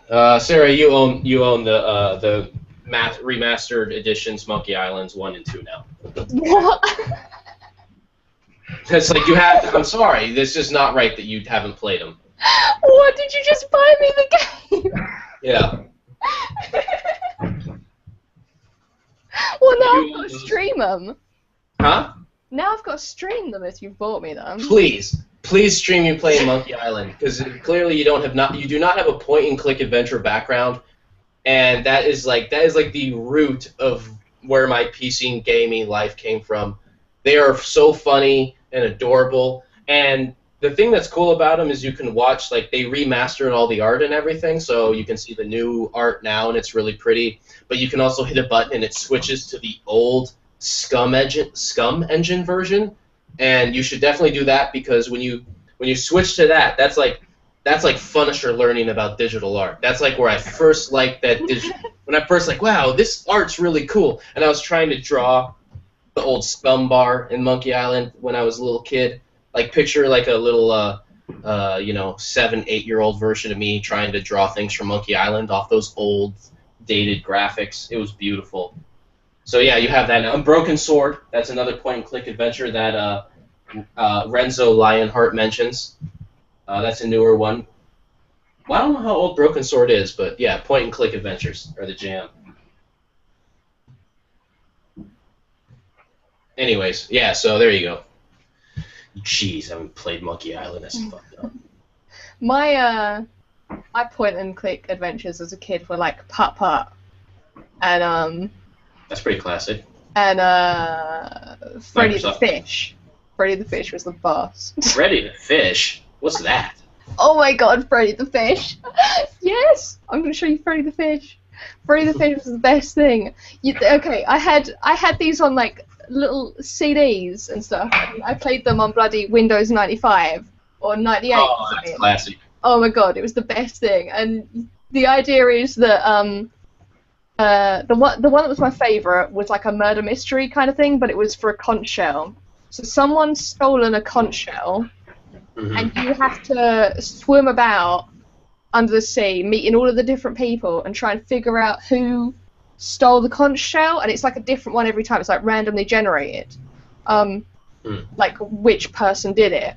And I used to play it constantly, like literally all the time, and it was my favourite game in the world. And I think it's because of how like warm and like I don't know, intriguing the artwork was. You always wanted to like go that little bit further. I don't know, it was fun. Google Freddy the Fish. I'm gonna Google it right now. All you need is this super duper duka booka goobly gizmo. That was from Freddy the Fish. Oh, I'm seeing images. Isn't it like the cutest thing? Okay, you are seriously gonna love Monkey Island. Am It's I? like, looking at Freddy the Fish, like you are gonna love Monkey Island. Okay, I'm ready now.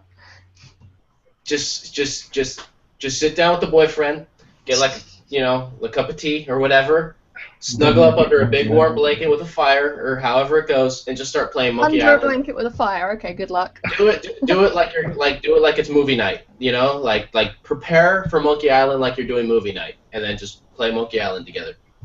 It's the best. It's the best thing ever. I did that with Persona the other day. Just snuggled up in bed You with snuggle up in bed with a game where you have to shoot yourself in the head to go yeah, fight well you have enemies. to like. Weird. It was the best thing. I had like all the lights down, and I was snuggled up in bed. I had a bowl of ice cream, and then I shot myself in the face. We just got real close. We like to just snuggle and play Spec Ops, and just some lighthearted gaming. Some light. Spec Ops the line, just I guess the war was my fault, and no big. Oh well. God, I love that game. That game's so good. I like that game more than Apocalypse Now. I said it, and I mean it, and I'm going to stick behind it. I like that game more than Apocalypse Now. And that's a fair argument to make, because it's in the Apocalypse Now, Heart of Darkness genre of war. Okay. But it's just Jesus. Like, I just never had a game that was just kind of like intense like that. Like, just like you try to do the right thing, and nope. But then at the same time, I played it at the same time as BioShock Infinite, and those are just very two different types of heroes. Yeah. One kind of trying to be the hero and then it not working out, and then one actually it's kind of similar, I guess, because really, man, Yeah. those games were they need more 3D shooters that really addressed your role as the character, but as your purpose of what you're doing. I like the idea that when you played BioShock, and that the violence was shocking. Like, it happens suddenly, and then it's very shocking. I mean, it's not for people that play a lot of games, but if you don't, it's kind of sudden and abrasive and shocking. But that like when you're following a path and you think you have a certain goal or understanding, you think you're doing something for a reason, and you realize the character's doing it for a completely different reason, but then it kind of, okay, let me put it this way. John Gardner once wrote that what makes good drama is when it's not when you have a good guy and a bad guy, but you have two characters with opposing beliefs and that's where the drama happens. It's not that one's good or bad. It's just that it's two characters with a different set of opposing beliefs. And I feel like though there's clearly bad ideas and thinking that Bioshock studies, in the end you at least understand the root of this character's flaws. And I like that idea. I think they need to explore that in gaming more, especially with the possibility of an online gaming. I mean, you'll even see it in elements of Skyrim or whatever, but they always kind of want you to lean one way. But the idea that you're just two sets of people with opposing ideas. Because we talked about politics earlier, and this even happens in art. It happens in discussions and arguments in art. But you always have to remember, you're two sets of people with just different ideas, and that's all it is. Just two different sets of ideas, but that's where all the conflict roots, you know? No one's right or wrong. You just have two different sets of circumstances. That's a really interesting idea that they can explore so much more in games, and they're just starting to get there. I think games are really... Oh, there's so many exciting things happening with gaming. It's such an exciting time to follow games. Well, there's a bunch of people calling it the gaming adolescence at the moment. In the idea that movies and books and stuff like that, they all had their adolescence already, like where everyone hated them and were like, oh, this is gonna cause people to do blah. And then they got past it and proved that they were an art medium, and now they are the established, I guess, genre or medium that they are now. Yeah. A lot of people are talking about how games are currently going through that and trying to find their feet at the moment and trying to prove to the world that there is a place for them and that they aren't just... that they're not the cause of people doing terrible things. And because you see it written in the papers all the time, oh, so-and-so did this atrocity and they played video games. It's like, well, no. There's some psychology that you've skipped there. Like, yeah, and those are never true. I mean, Columbine was the first thing in my life where that became a thing, an argument, you know? They said these kids played Doom and they went and shot up a school. Yeah. That was not true at all. Like, I mean, read the Columbine book is an amazing book. It's just called Columbine. It's an extensive study of the whole thing, and it kind of breaks apart the myths, but it's very good in exploring the subject matter of just that time. And that it wasn't all the myths of like these kids were bullied into doing it. Nope, no, they were not bullied into doing it. It was a very different. It was just interesting to see how they picked apart the media representation, and games suffer from a lot of bad publicity that is not warranted or justified. So now they're in this awkward situation where they almost have to overcompensate as an art form to gain acceptance as an art form, but they always were an art form. You know, they always were. And that's the thing. It can get frustrating. People will be like, "Oh, these games are getting so pretentious. They want to be arty." It's like, well, don't look at them as games that are trying to demonize older games that you already thought were art forms. And the games aren't saying that the old games aren't art forms. What they're really trying to do is just help an art audience understand what you already know. They're an art form. It just takes time for a more mainstream audience to understand that and to learn to be patient enough to learn them. But it's happening.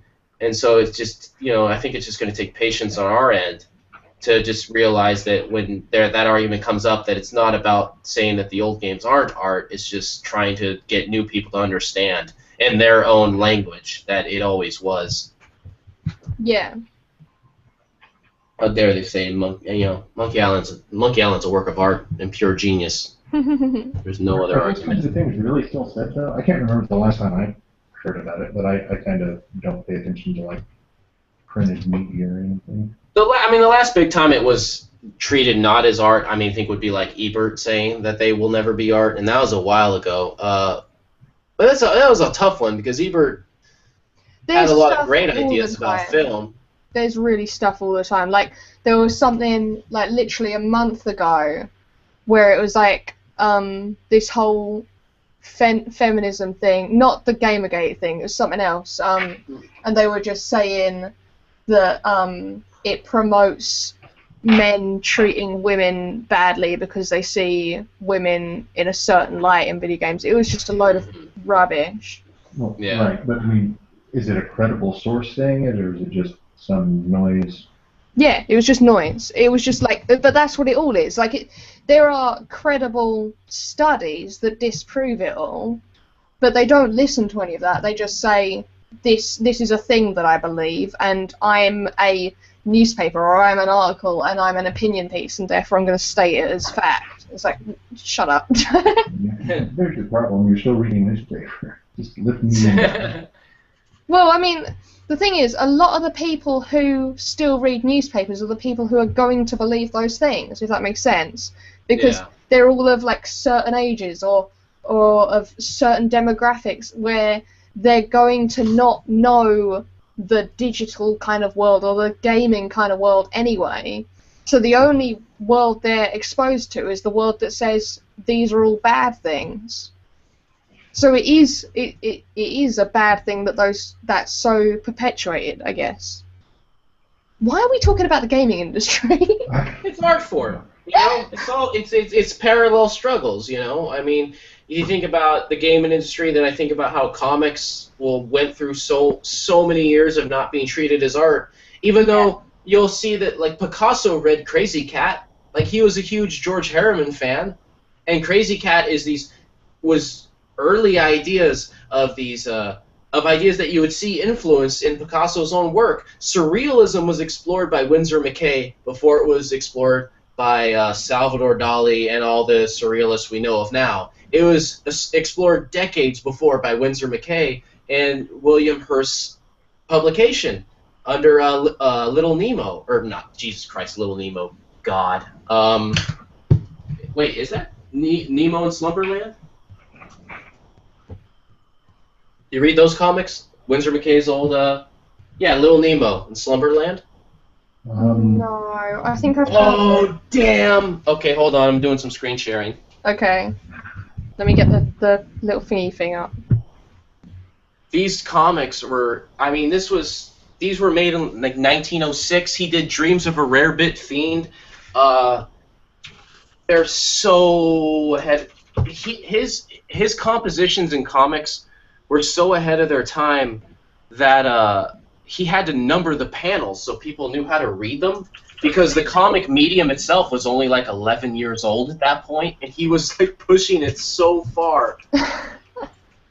It's insane. Oh, they're so beautiful. They are the most beautiful comics. Okay, let me pull up a couple here.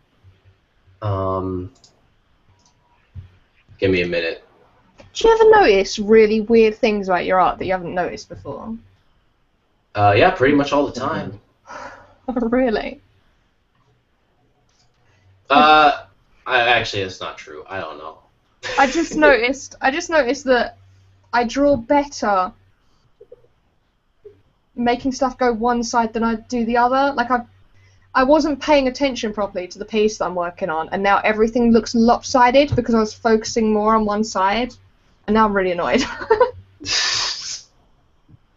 Just Control Z, Sarah. Obviously, you're working busy. No, because I've got to redraw the whole other side. It's not. No, I was just reinforcing the point that, you know, when you work busy, you don't have to think about this. I know, right? Okay, Little Nemo and Slumberland. I kind of have to treat this like a. Meta Baron says, "Wasn't that the first comic ever?" Question mark. No. The Yellow Kid is considered one of the first comics ever in the late 1900s. But Little Nemo was very close.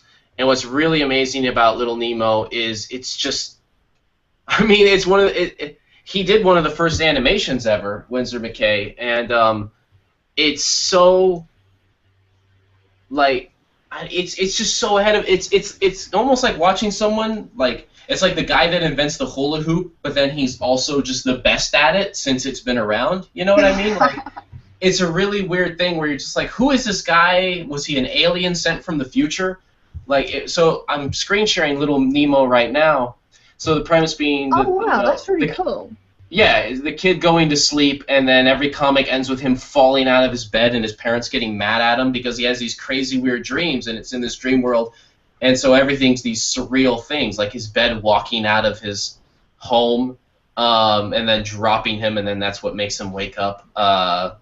See, that could easily be a modern comic. Yeah, That's that was really made cool. in like probably 1908. You know,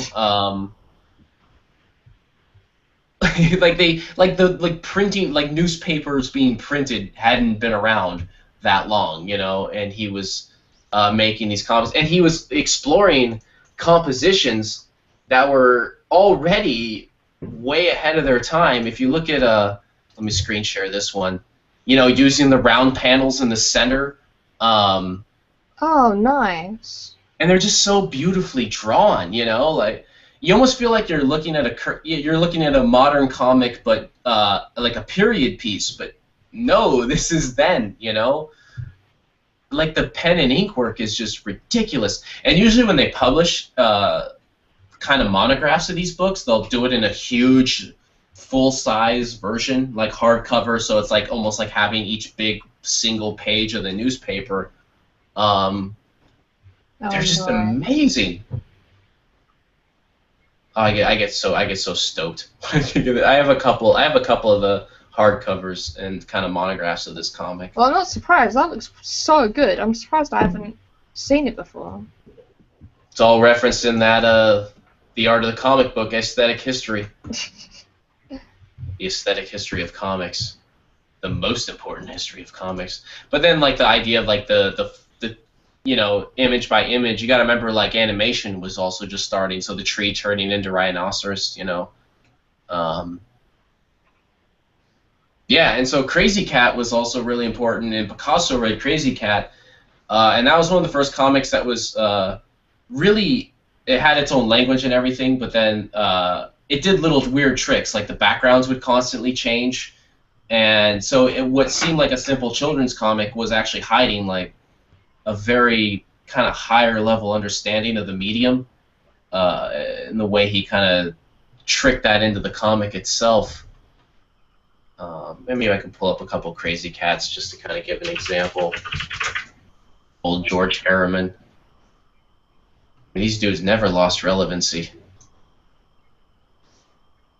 But like just beautifully rendered,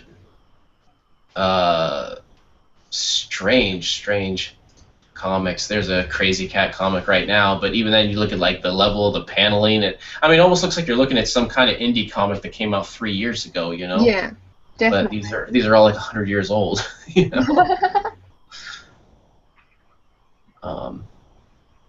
And then, you know, I believe Ignatz the Mouse throwing the brick was kind of the staple, and hence the Ignatz Award, based from that comic. Yeah, so picture Picasso, you know, reading this. And why did it take another 100 years for people to start realizing that it was an art form, you know? Yeah. Of its own, that it's not like it's not a some type of spin-off of film. That it was its own medium with its own ideas and its own theory and philosophy behind it. Yeah. It's just weird. It's weird that there even had to be an argument in the first place. It should be obvious, especially to critics, that that was an amazing art form. Like the fact that you had to convince somebody is offensive in and of itself. Metabaron says, "Are you familiar with Hal Foster's work? You'd probably love his drawings." Let me pull it up because I only know the name, but it's like my.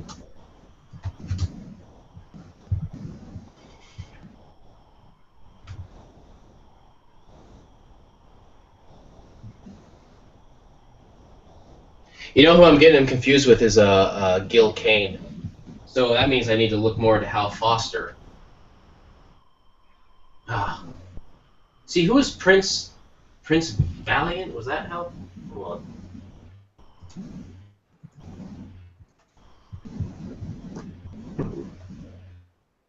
Yeah, Prince Valiant. That's right. I knew I recognized that haircut.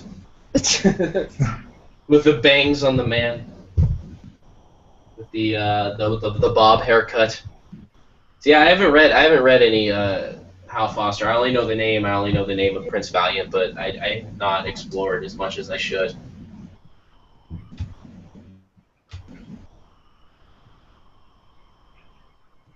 How's everyone's art going? I haven't looked at everyone's art. I'm moving so slow. That's I'm what getting I'm too doing. distracted by comics and games. Jesus, Meaty. Good lord, Yeah, so I you're was just so thinking, I was like, oh my freaking God. done. It looks so beautiful. Yeah, it's so good. I'm probably pretty close to overworking this, so I probably am pretty close to done here. You're the only one of us on time. I'm so delayed. I got so sidetracked. Okay, let's draw now. It's time to draw. Might bring Hard out the time. white marker. Oh, my hardcore marker should come out and take care of business. I don't think this is a drawing that could use the hardcore marker. I'm gonna draw the Mona Lisa real fast. Be right back. BRB, I gotta draw the Mona Lisa for this thing real quick.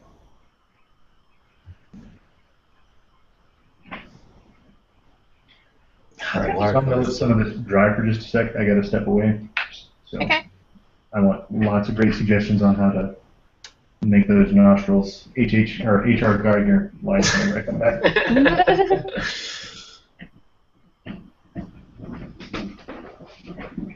I'm having issues with this, and it's because my hand is really sore. All self-taught artists. You just make me wonder why I went to art school in the first place. It's like so good. Your hand is sore? Yeah, I've been drawing all day. Well, you got a convention coming up, so you're gonna be put through the ringer pretty I'm soon. busy as. Yep. Be a busy bee. Yeah, 10 days till MCM now. Oh my god, the countdown. I'm actually terrified. This What? because this is the least prepared I've ever been for an MCM. How many have you done so far? They're twice a year, and I've been doing them since 2011. There's some math there. What is it? So, Wait, bear with. I should have said this immediately. This is like a 4 + 2 kind of math equation, and I can't even put it together. It's okay. I don't do math anyway. Everyone knows That's that. why it's been 4 years, and they're twice a year. That means you've done, 8. 100. Yeah, you've done 8. It's just less than 8, I think. Unless you're in like the one that's like you've done 7 and now you're doing 8 or whatever. Yeah, I think it's that. However math works. Because obviously, yeah. But obviously they're not the only conventions that I've done. So I've done like GamerCon, EMS, all the Showmasters. God, I've done loads of them. Hyper Japan. I've done so many conventions. I've done. It's funny because like some conventions I think back and I'm like, I didn't sell a single thing there. And then other conventions it's like, that was really good. I need to go back there.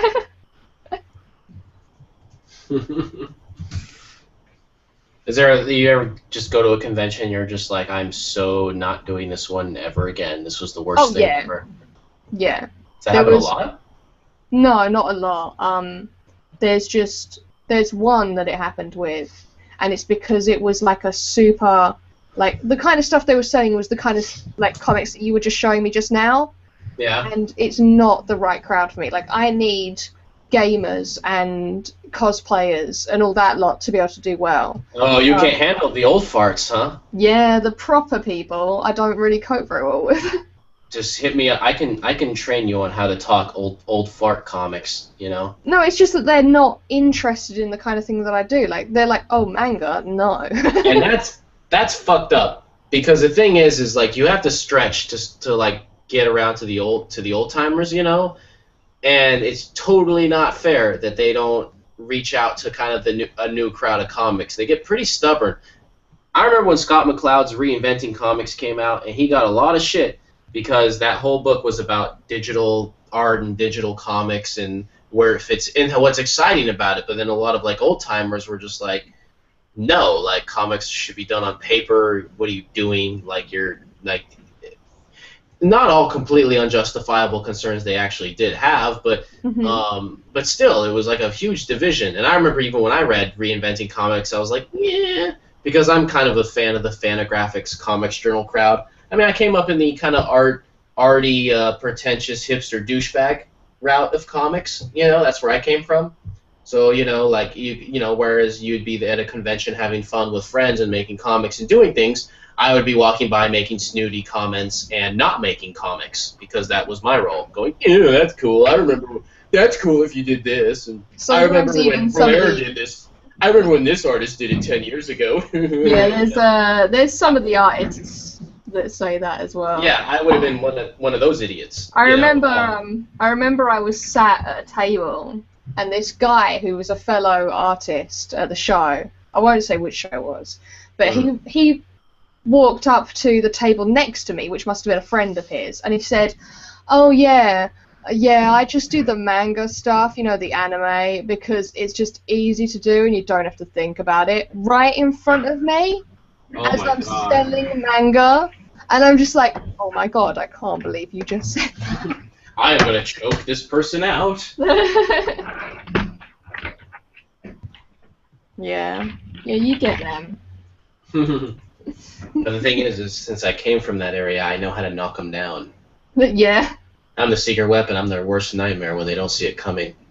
I use that same in the artist lounge, too. Someone comes in, "Oh, you're not a harsh enough critic." "Really? Why is that?" And then I steer them into my web. And I trap them in their own words. Because when someone goes in, they're ready to do some kind of argument and talk about why critique. Huh? What have I done? What happened? What are you talking about? Everything vanished. I can see your stuff, but maybe I'm looking at the delay. No, I pressed a button. Oh, undo. There we go. It's all back, it's fine. There's one disc that problem with digital. You press the wrong button, everything vanishes. Yeah, you see, stick it old school. That wouldn't happen. It's fine, it's all good. Crisis of pain. Baron asked about Mobius and Crumb, and I had a Mobius strip. Was actually it was interesting because it was loosely an early influence that I was looking at comics as a kid, because I had a Mobius comic, but I was really young and I wasn't really reading it. I was just looking at the pictures, but I loved looking at the pictures. And I still have the comic, so I just totally forgot about it until it was mentioned there, so I should go back and look at it. And then they also mentioned Crumb, who's amazing. Crumb's awesome. And the documentary about Crumb is amazing. If you haven't seen it, really good. His family is, wow. From San Francisco himself, though, so, that's interesting, too. But, yeah, his comics were quite controversial and pretty amazing. And he is quite a character. Also did the illustrations for Harvey Picar's comics, who is also quite a character. And not on good terms with David Letterman.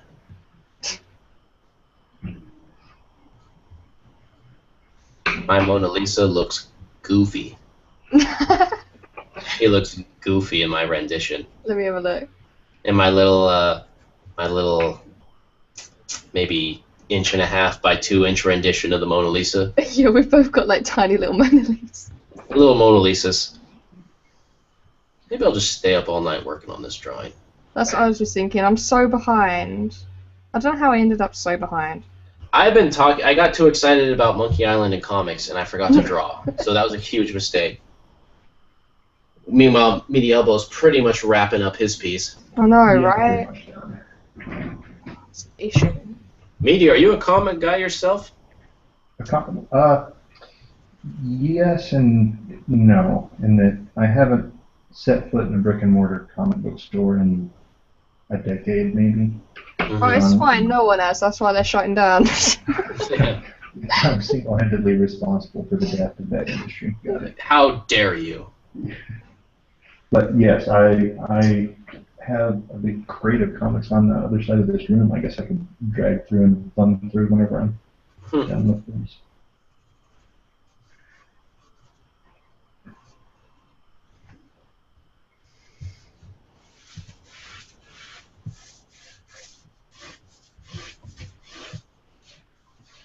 The Stop McCloud that you mentioned last week, Yeah, when he made fun of me Yeah, in life. yes, made fun of your life. I seem to recall that coming up, but Still waiting for that apology. it's funny because sometimes one of the more popular comic-related things that we've done on Sketch Daily was his big triangle. Do you recall kind of how that works? You got the plane of abstraction, and I guess I would have to look at it to tell you what it really is, but that was really popular, and that was a useful theory in my mind. So which what's that? The big triangle. You know, I don't. I guess I can Google it and look it up for you. But the thought is that you've got one plane that's kind of goes from very realistic to very abstract, and then the what was the other axis? Yeah, I remember it. It goes like this. Here, I got a little piece of paper. So you have a triangle. Scott McCloud's theory went like this. Was it his idea? Maybe. So you have like real, like representational, abstract, and word. And then in this triangle, like every comic falls in this triangle into how much it relates to the words were the dominant force, the abstraction of realism and real. You know, I'm just gonna grab the comic because it is like the most amazing. It's one of the most amazing pages in comic theory ever. So you guys chat for a second. I'm gonna go dig it out. Hold on. Okay. I hope Scott McCloud autographed it for him, and it just says something like, "Michael, sort your life out. Better luck."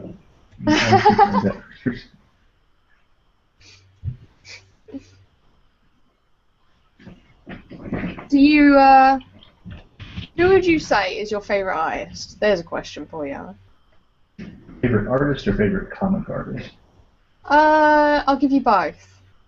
Give me both. Okay. Well, big Hellboy fan. I remember getting the individual issues of those before they were in trade paperback form. I really like Mignola's work. Favorite artist of all time? I don't know. That one is kind of like asking what's your favorite movie, right? Yeah. A lot of things that each of them do individually well. I remember being just blown away the first time I saw Rembrandt paintings in person. Okay. What kind of stuff do you think, like, have you ever seen a theme over the kind of thing you're attracted to in art? A theme over the thing that I'm attracted to in art. Like, are there certain images or certain styles that you can pretty much guarantee you're always going to like that kind of thing? No, not really. I try to vary what I'm creating quite a bit. I mean, I like painting people, right? I like painting portraits, but just recently tried a landscape just to say that I could do it because I figured Mike would bring it up. And you mentioned earlier, how do you find your style? I don't think that I have one. I think that it varies quite a bit. I can realize, like in this piece, I don't know if you guys are familiar with Nyx's work. She's a redditgetsdrawn artist. Okay. I've stolen from her so much. I mean, like using blues for the dark areas here and cheating and calling blue a shadow. That's a Nyx Mori vintage piece. Actually, she has a different username. I'm mixing this. I think is her username. I wonder if we can get Nyx on the show. She is amazing. She has beautifully done speed paint videos too of her watercolors. Yep. Yeah, you can ask her. I'm sure she, in the past, she has mentioned.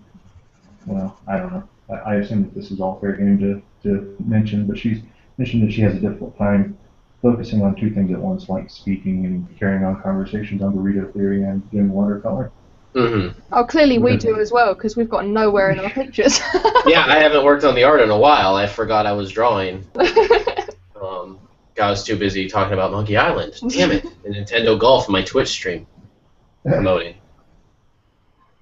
Yeah, I've actually, there was a business trip, and it was in her hometown, and I met her in person. She's a really, really interesting, nice person, and hell of an artist. So if you guys can con her into coming on the show, I would definitely try. Awesome. I gotta reach out and see if she'd be interested. I don't think I've reached out to her yet. I've talked to her a little bit just through Reddit and Artist Lounge, but I don't think I've reached out to her for the show yet. Mike? Yes? So Demand Man says that they've done and posted a thread. I can't get Reddit to load, so you might need Okay, I'll jump to that. I got the book here. Scott McCloud's Understanding Comics. This okay. and R.C. Harvey's The Art of the Comic Book and Aesthetic History are like the two of the best books about comics ever. Until Scott McCloud apologizes for me for my Falling Leaf comic, I'm gonna say that the other one's better. I'm sorry, that's the rules. This is an amazing book because he actually demonstrates comic theory via a comic. So what better way to demonstrate than that? And the guy is like so nice and optimistic and awesome, and that's why I like joking about how he owes me an apology. It just makes it that much funnier because he's such a good person. He inventing the 24-hour comic. So what you have is the picture plane in the triangle, reality, and language. And what was really amazing in this book is at one point he takes all these old comics and references them and places them in that triangle to where they all fit. Some of them are pretty recent. I mean, I think. Yeah, I mean he's got newer stuff. Like it's not all old. Well, I mean there's Cerebus, but there's newer stuff than that, I'm sure. I mean this book itself is a little. Jesus Christ, this book's probably old by now, right? Hold on a second. I'm going to say like 97, 98. 93. Oh my God. That was when I was born. Oh my God. This book came out when you were born. It's older than I thought because I didn't discover this book till probably 2002, 2003. I didn't realize it was that old by that point. It's as old as me. Oh, there's the Hernandez brothers. Oh my God, so much good stuff. Spiegelman's Mouse. Yeah, look at that. I'm an old man. Sarah, you haven't read that book? No. I would highly recommend it. It talks about a lot of interesting comic theory and like pacing of panels and how to convey different messages and with your layout. And if you're doing comics, and I don't know much about manga or anything, but oh yeah, it all applies. Yeah, definitely. Definitely have to get my hand on one of them if I can find one. On Amazon. You will. It's there.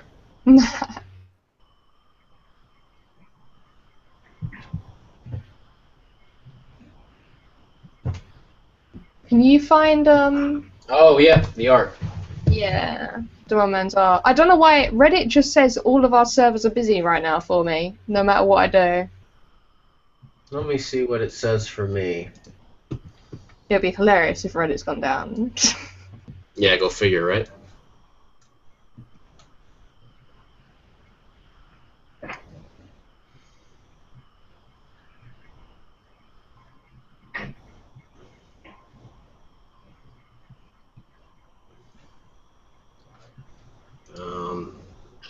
Yeah, you know what? It's not really loading for me either. I think we're just going to have to wait a few minutes before we jump back in. You know, the servers might be busy. Which is alright, because I should be drawing, because that's what I'm not doing. This is a good metaphor of what it's like when I try to draw anyways. I get distracted by comics and movies and other art forms that I don't participate in that get me really excited, and I don't make drawings. So I think both of you guys have mentioned this, and it was something that I thought about, I don't know, 2.5 hours ago or whenever we started. But Mike, I think you said that you had a brother who writes, and Sarah, I think you said that someone in your family plays a musical instrument. You guys have other artists in your family? Do we what? Are you related to artists? Do you have siblings who are artists or parents or anything like that? My dad's mother was a very talented artist. She was in like galleries and stuff. Like she was amazing. Unfortunately, I didn't get to see a lot of her work. I've only got like the odd piece that I've seen since she passed. But her career was as an artist. I think it was oil. I'm not entirely sure though. My mum is a hobbyist writer. My brother is very talented at piano, but he hasn't played it in a long time. He's had a lot of illness, so he hasn't really had a chance, but he's a very talented piano player. And he's also very into like visual effects and stuff like that. Like he can do things with a computer and Adobe After Effects that I have no idea how to create. And then my boyfriend is a musician and he sings, and he's been in a few bands and stuff. So I'm around a lot of creatives. How about you, Meaty? I'm easily the least artistically talented person in my family. Really? Really? Yeah. My grandmother had polio as a child, so instead of running around and playing and stuff, she painted. And I've got tons of oil paintings around here, whatever I could carry off and steal.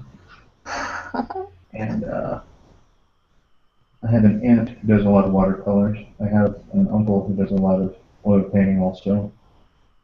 My mother oil paints. Both of my sisters are better artists than I am by a fairly wide margin. Really? Yeah. Yes, really. Huh.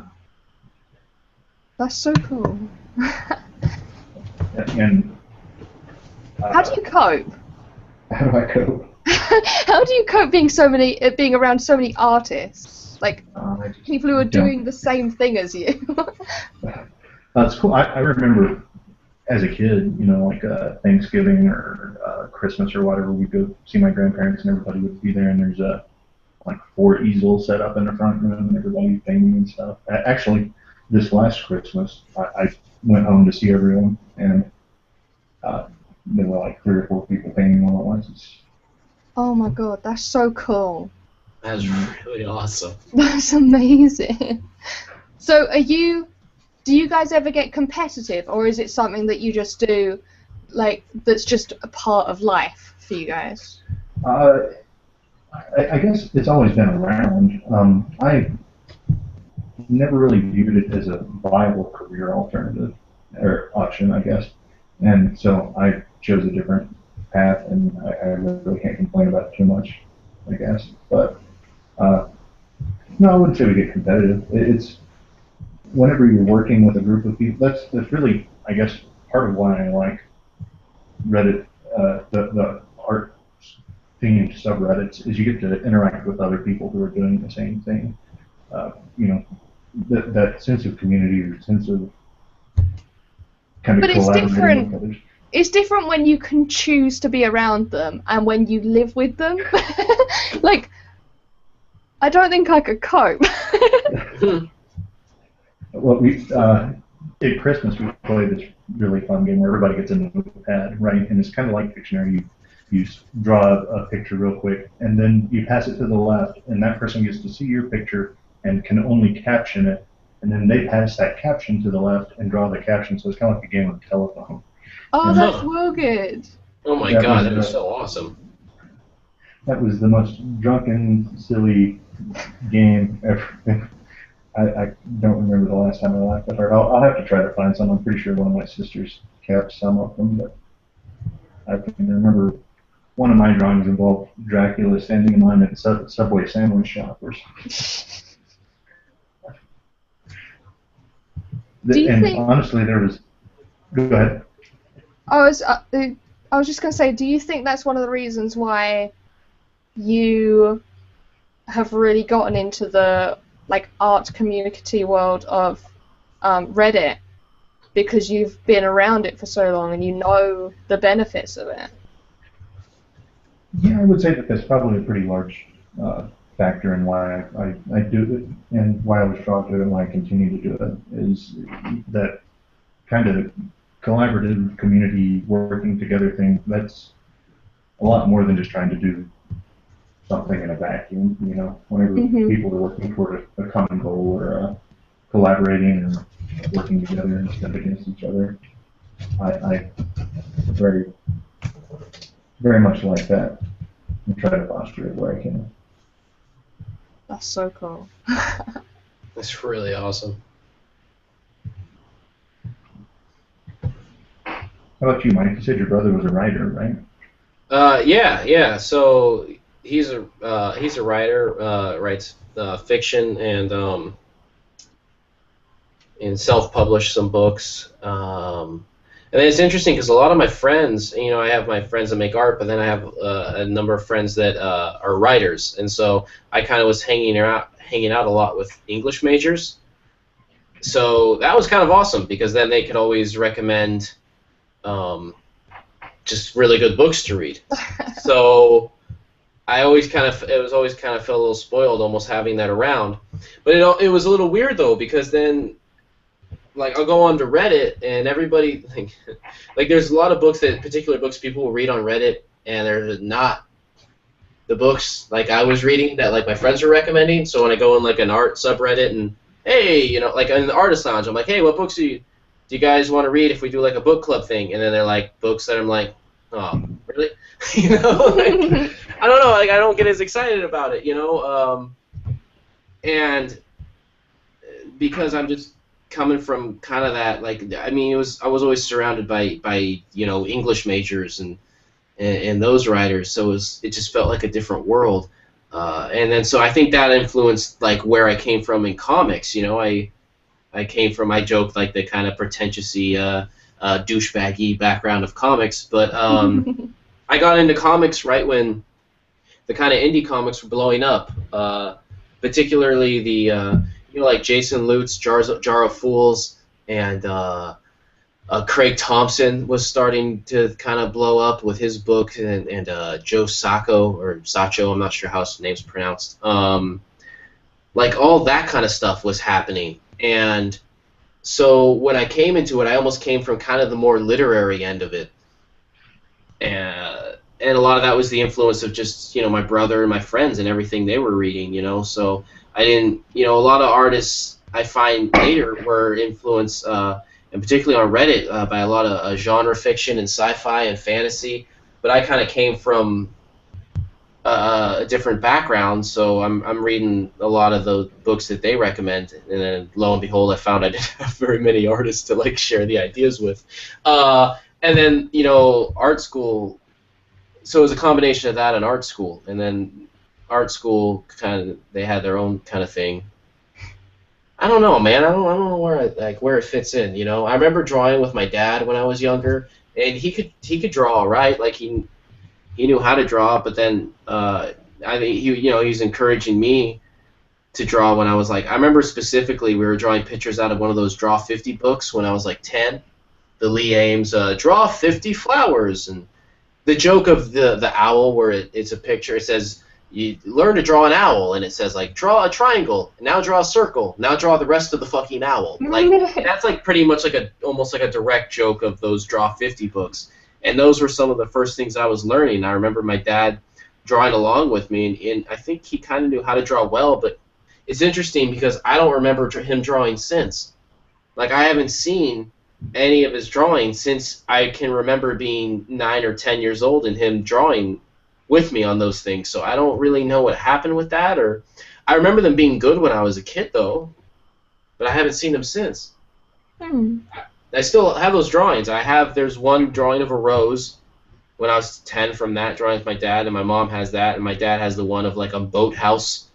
I should try to dig those up next time I'm in Utah. But so I don't know. Like me and my brother were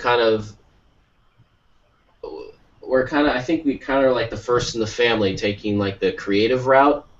And normally, I think our parents were like very encouraging about it, which was cool because lots of times parents can be like really concerned, like what are you going to do with your career and your job, this or that. Like that's not. But we came from a background where you know moved to Utah, and then whatever circumstances, you know. Dad loses his job, family goes through this thing, and I remember going on a walk with my mom, and her just saying to me, you know, she's like, you might as well do the art thing, because I used to think there was such a thing as like a stable job, like that's what I thought, like we did, like, oh, your father does this, he's an accountant for this company or that, and I thought there was such a thing, but then in a moment's notice it can all go away. She's like, just do the art thing anyways, because there's no such thing as stability, like it's not, like we were just led to believe that existed, you know. And I found that, like, it's kind of terrifying, but also very encouraging. Like, cool, all right, I'll do the art thing. And that was that talk meant a lot to me. Like, that was when after college, and yeah, it's kind of a struggle. I'm constantly going to second guess it, but I think that comes with any field. You never know what's going to happen. So yeah, that's kind of that influence. Try this big dumb art thing. Oh, good night, Demon Man. We'll look at your art once Reddit starts working again. We'll get that on here. Seems like MetaBaron had a question. Yeah. Yeah, MetaBaron said, question for everyone. Besides Reddit, what other websites do you visit most frequently? Well, there's the Tumblr thing, right? I might reported its demise prematurely, but anybody who tags Reddit Artist Network on Tumblr will attempt to rebroadcast that for you and get you a little bit of exposure if you're doing the Tumblr thing.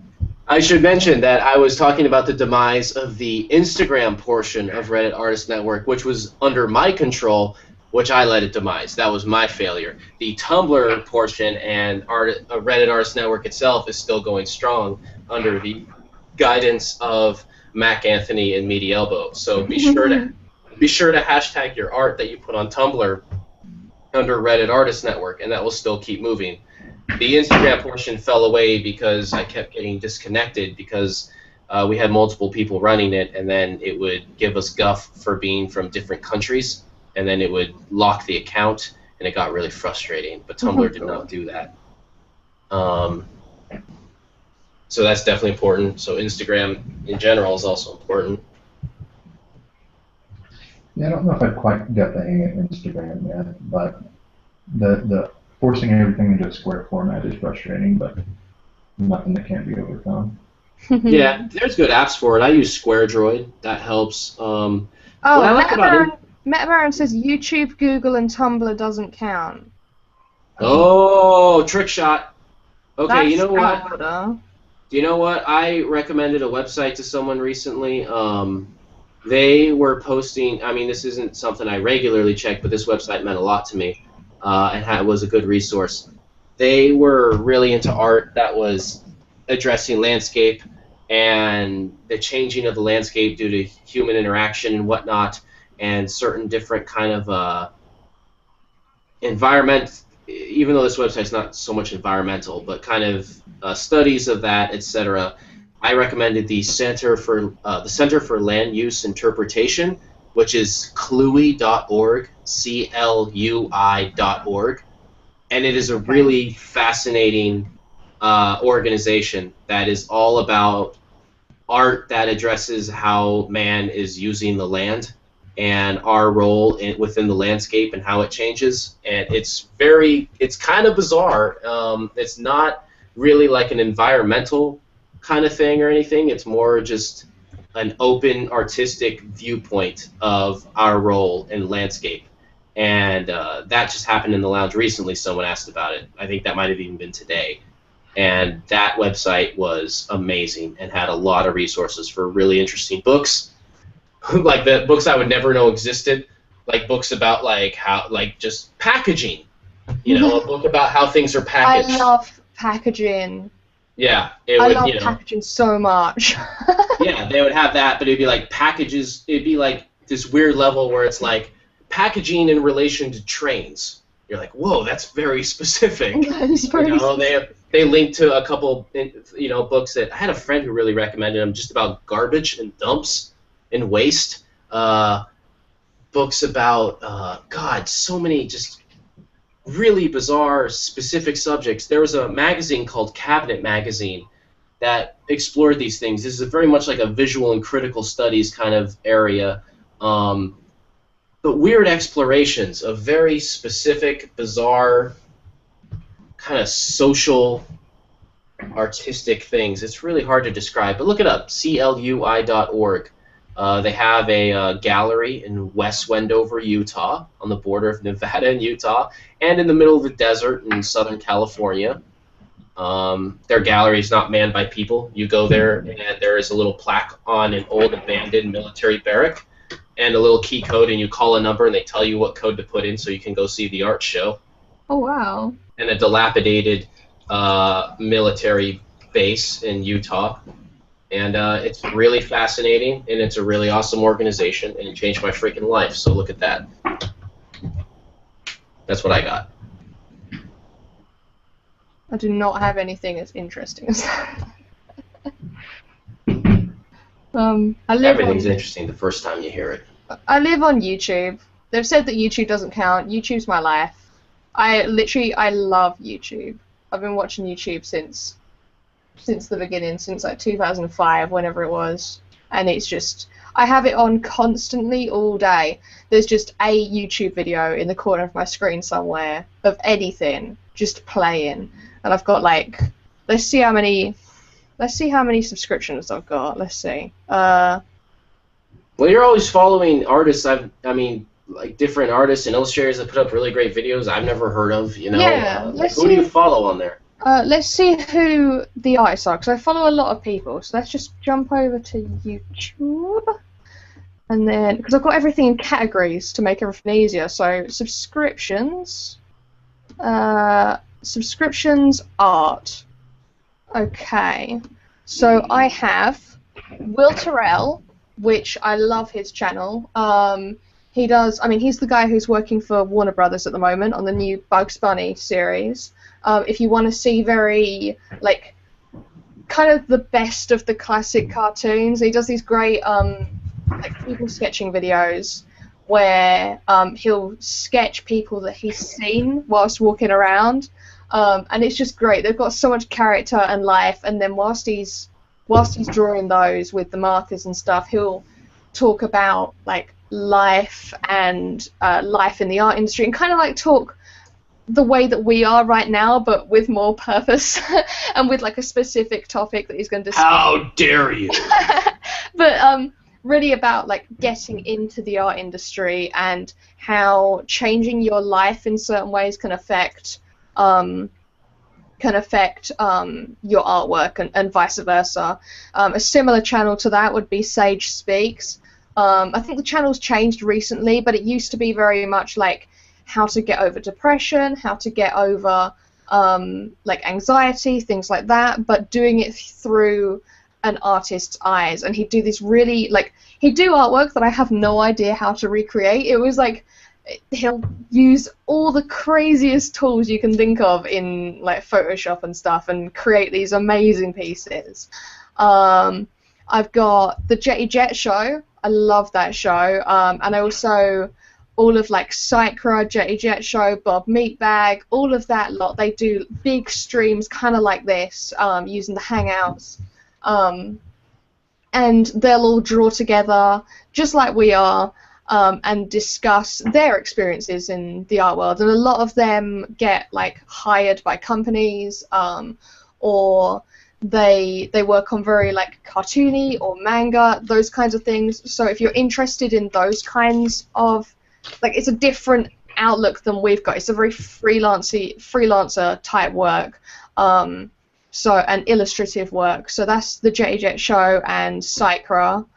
Who else have I got? I've got Zook Does Stuff, which is, if any of you know Total Biscuit, that's his artist. So he'll do a lot of like art for video games, like concept art, and also what do you call it?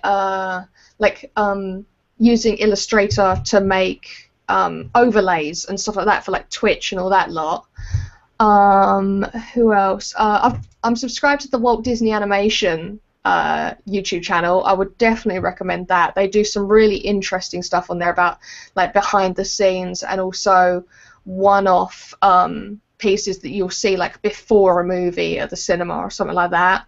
I've got Yume's channel on here. That's AKU Yume. I love her. She's my favorite artist.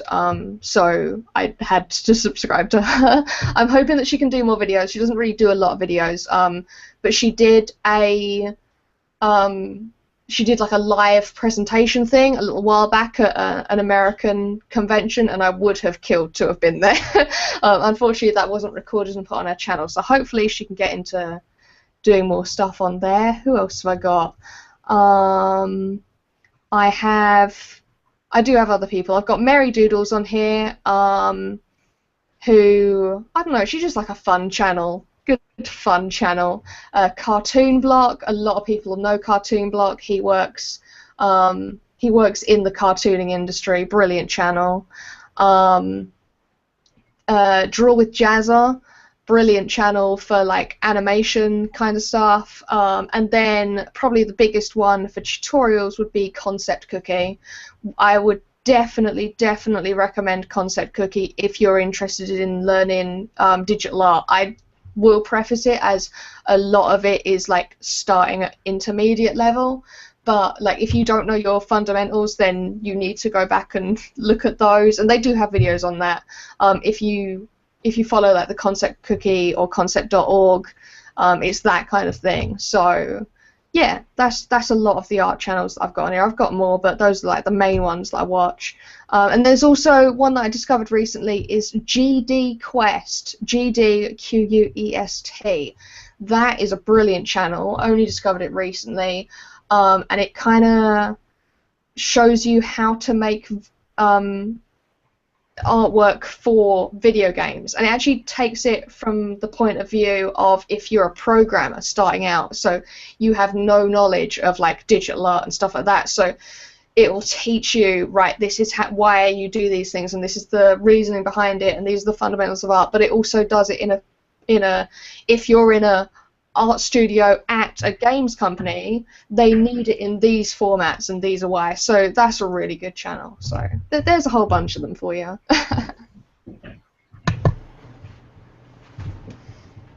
Total Biscuit is an artist? ?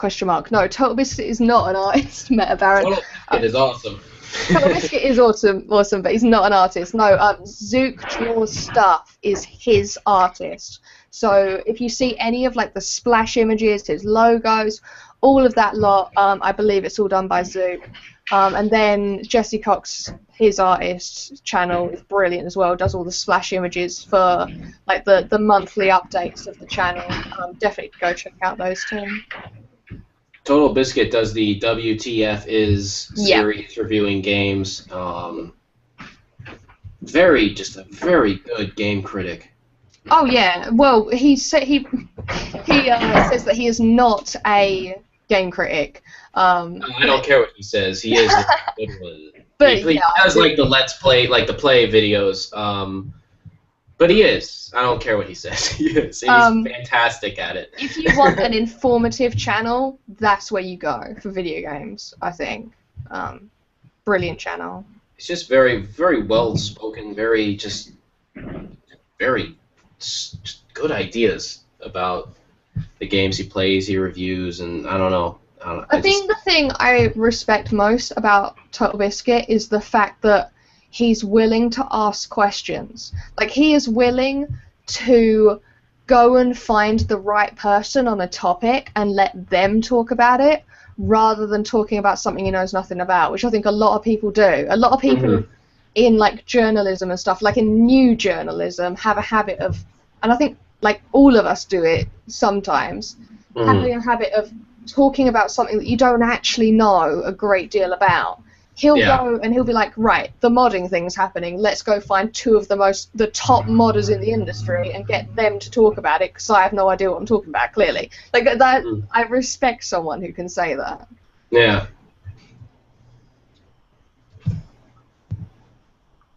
Who hasn't answered? Meaty, have you got any particular places that you go to? No, not after he disqualified those. So thanks a lot. No, Baron, shoot me right down. Thanks for taking everything out of everything out of the from the list. Well, there is Reddit. You know, it's hard to find other websites. There is one actually, running off of one of the YouTube channels I talked about, Psychro. If there's one place that I go to all the time, it is Psychro's website, psychro.org, is it? Let me just check that. It's psychro.net. Psychro.net is fantastic. If you go there and click on references, just cycle through that and have a look at it. Like, I can't even describe how good it is. Just everything that you could need for like drawing people or just anything. It's all there. All of it. Anything you need, it's all there. So I'd definitely recommend that. It's weird. I remember just like there's so many art websites I remember back in the day looking at, and I kind of fell away from for various reasons. In the Bay Area, like a big Bay Area art website was Fecal Face, and maybe it still is, but they don't seem to update it as much. Yeah, like that's the point. That's like a legit big website out here. Was fecalface.com. A lot of like kind of street art and just kind of new stuff going on. And then I hate that the phrase street art so vague and open-ended now, and people use it in a trendy way. But then there was also I remember for a while I was kind of interested in the writing on this is the actual name of the website. It's Art Fag City. Oh my god. Yeah, no, that's it. I'll say it. That was the one. But that was a good website. I don't know what's still going on with that. But I fell away from it. Like, I don't know. They hit a certain point, and I couldn't hold my interest. So, and then if I was going for art criticism, I was going to the books. Like, I tried to get everyone reading Their Guitar in the Artist Lounge, and that failed. But I still like the book, so screw you guys. That book's awesome. And I can't wait to read more of his books. That guy, every now and then, he'll just say things. Dave Hickey just says things, and it's just like, my God, we're not alone. He has very interesting viewpoints, and especially in regards to art now and where it is, where it's going, what the role of a critic would be, what the role of an artist is now. He's got I think they're very forward and kind of profound ideas towards that. But it's like as far as like websites, because the hard thing about like if you're looking at the quote-unquote high art, fine art websites, they all kind of got very press releasey. Like you read something on, Art Daily or ArtNet, not ArtNet as much. That's more of an auction thing, but like Art Daily or Art News, Art Info. They all got very much like every article didn't feel like an article. It felt like you were reading a press release about a show. And it's just kind of like how all the magazines, how Artforum eventually just became like a big pile of ads. And you're kind of like, who cares? Who reads this? It got really hard. It's really hard to find. That's why it's also nice about comics and gaming is it still feels like there's like kind of central areas of criticism to explore. And in the quote-unquote high art world, I only use that for lack of a better definition, that term, it feels like there's not as many good places to search for it, and I'm sure they're out there, but they're harder to find, and it's very broken and disjointed. Eventually just leads to wondering, well, I don't really care what these people say. But I would like that pattern to be broken and proven wrong. I remember really enjoying the writing of Peter Sheldall, who was, I think, the New Yorker art critic, who had some great art writing. And so I wanted to get a Kindle version of his books. But, of course, it's the old school thing of art, so there's no Kindle versions. I have to order paperbacks or hardcovers, and I don't need more of those in my life. So I'm sorry, Peter, but I'm not going to read your book because I don't want to carry it around with me my whole life. I'm sure you'll understand, the same way you don't own my art. Did you just upgrade to the big bold white marker and not announce it? Yeah, I am. I did bring out hardcore marker because I had an idea about how to do these weeds between this and my old trusty Jelly Roll pen. I love Jelly Roll pens. Yeah, I just got into those recently. Mac Anthony recommended it for a situation I was in, doing a commission, a drawing of a house. I need to draw some architecture and some branches. And I was just like, I need something that's white that's not white out. And he was like, use the Jelly Roll. And I was like, what is this Jelly Roll you speak of? Oh, they're the best things in the world. They're pretty amazing. The thing I love about, like, doing a lot of pen and ink and pen work is pens are all like, they're pretty cheap art supplies. Someone will be like, this is a really nice pen, and I'm like, God, what's the cost? And it's like $4.30. I'm like, that is affordable. I can do that. That I can do. I'm used to like, this is a great paint, buy this tube, and it's like $38 for one color. Like, how dare you?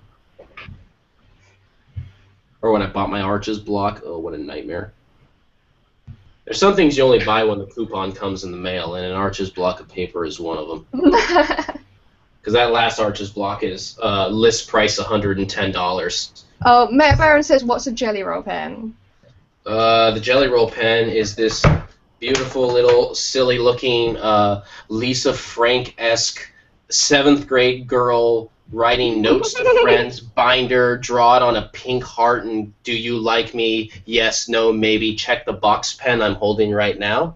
Yep. And it's great because it can just draw in, like draw on top of black, almost like a whiteout, and just leave these nice, juicy, opaque white lines on top. And they're cheap. They're made by, I believe, Sakura. Yes. Yep, that's who Sakura. also makes microns. Man, Japan has it going on. What can I say? They're great. They are absolutely fantastic to have. Do highlights with hair and highlights on eyes. Just the little moments of bright white on black. Oh, I can't go and get it because it's upstairs. If you go to my Instagram, which is Gyzra, Gyzra, you can see a lot of, like, I really like to do little sketches with them, and then do just little white highlights here and there with the Jelly Rolls. It's like my favorite thing. I can just sit there and do that all day. They are amazing. It's a great little pen.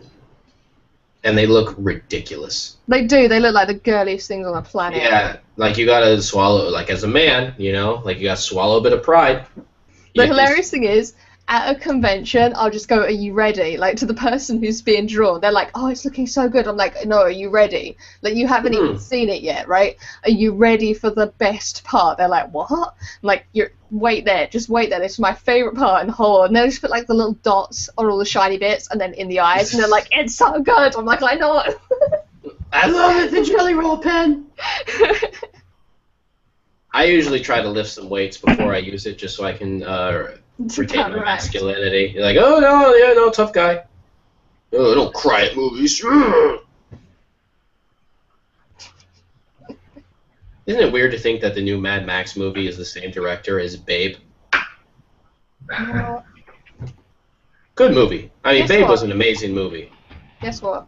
What? You ready? All right, I'm ready. I'm prepared. I haven't seen Babe. Well, come on. It's Babe.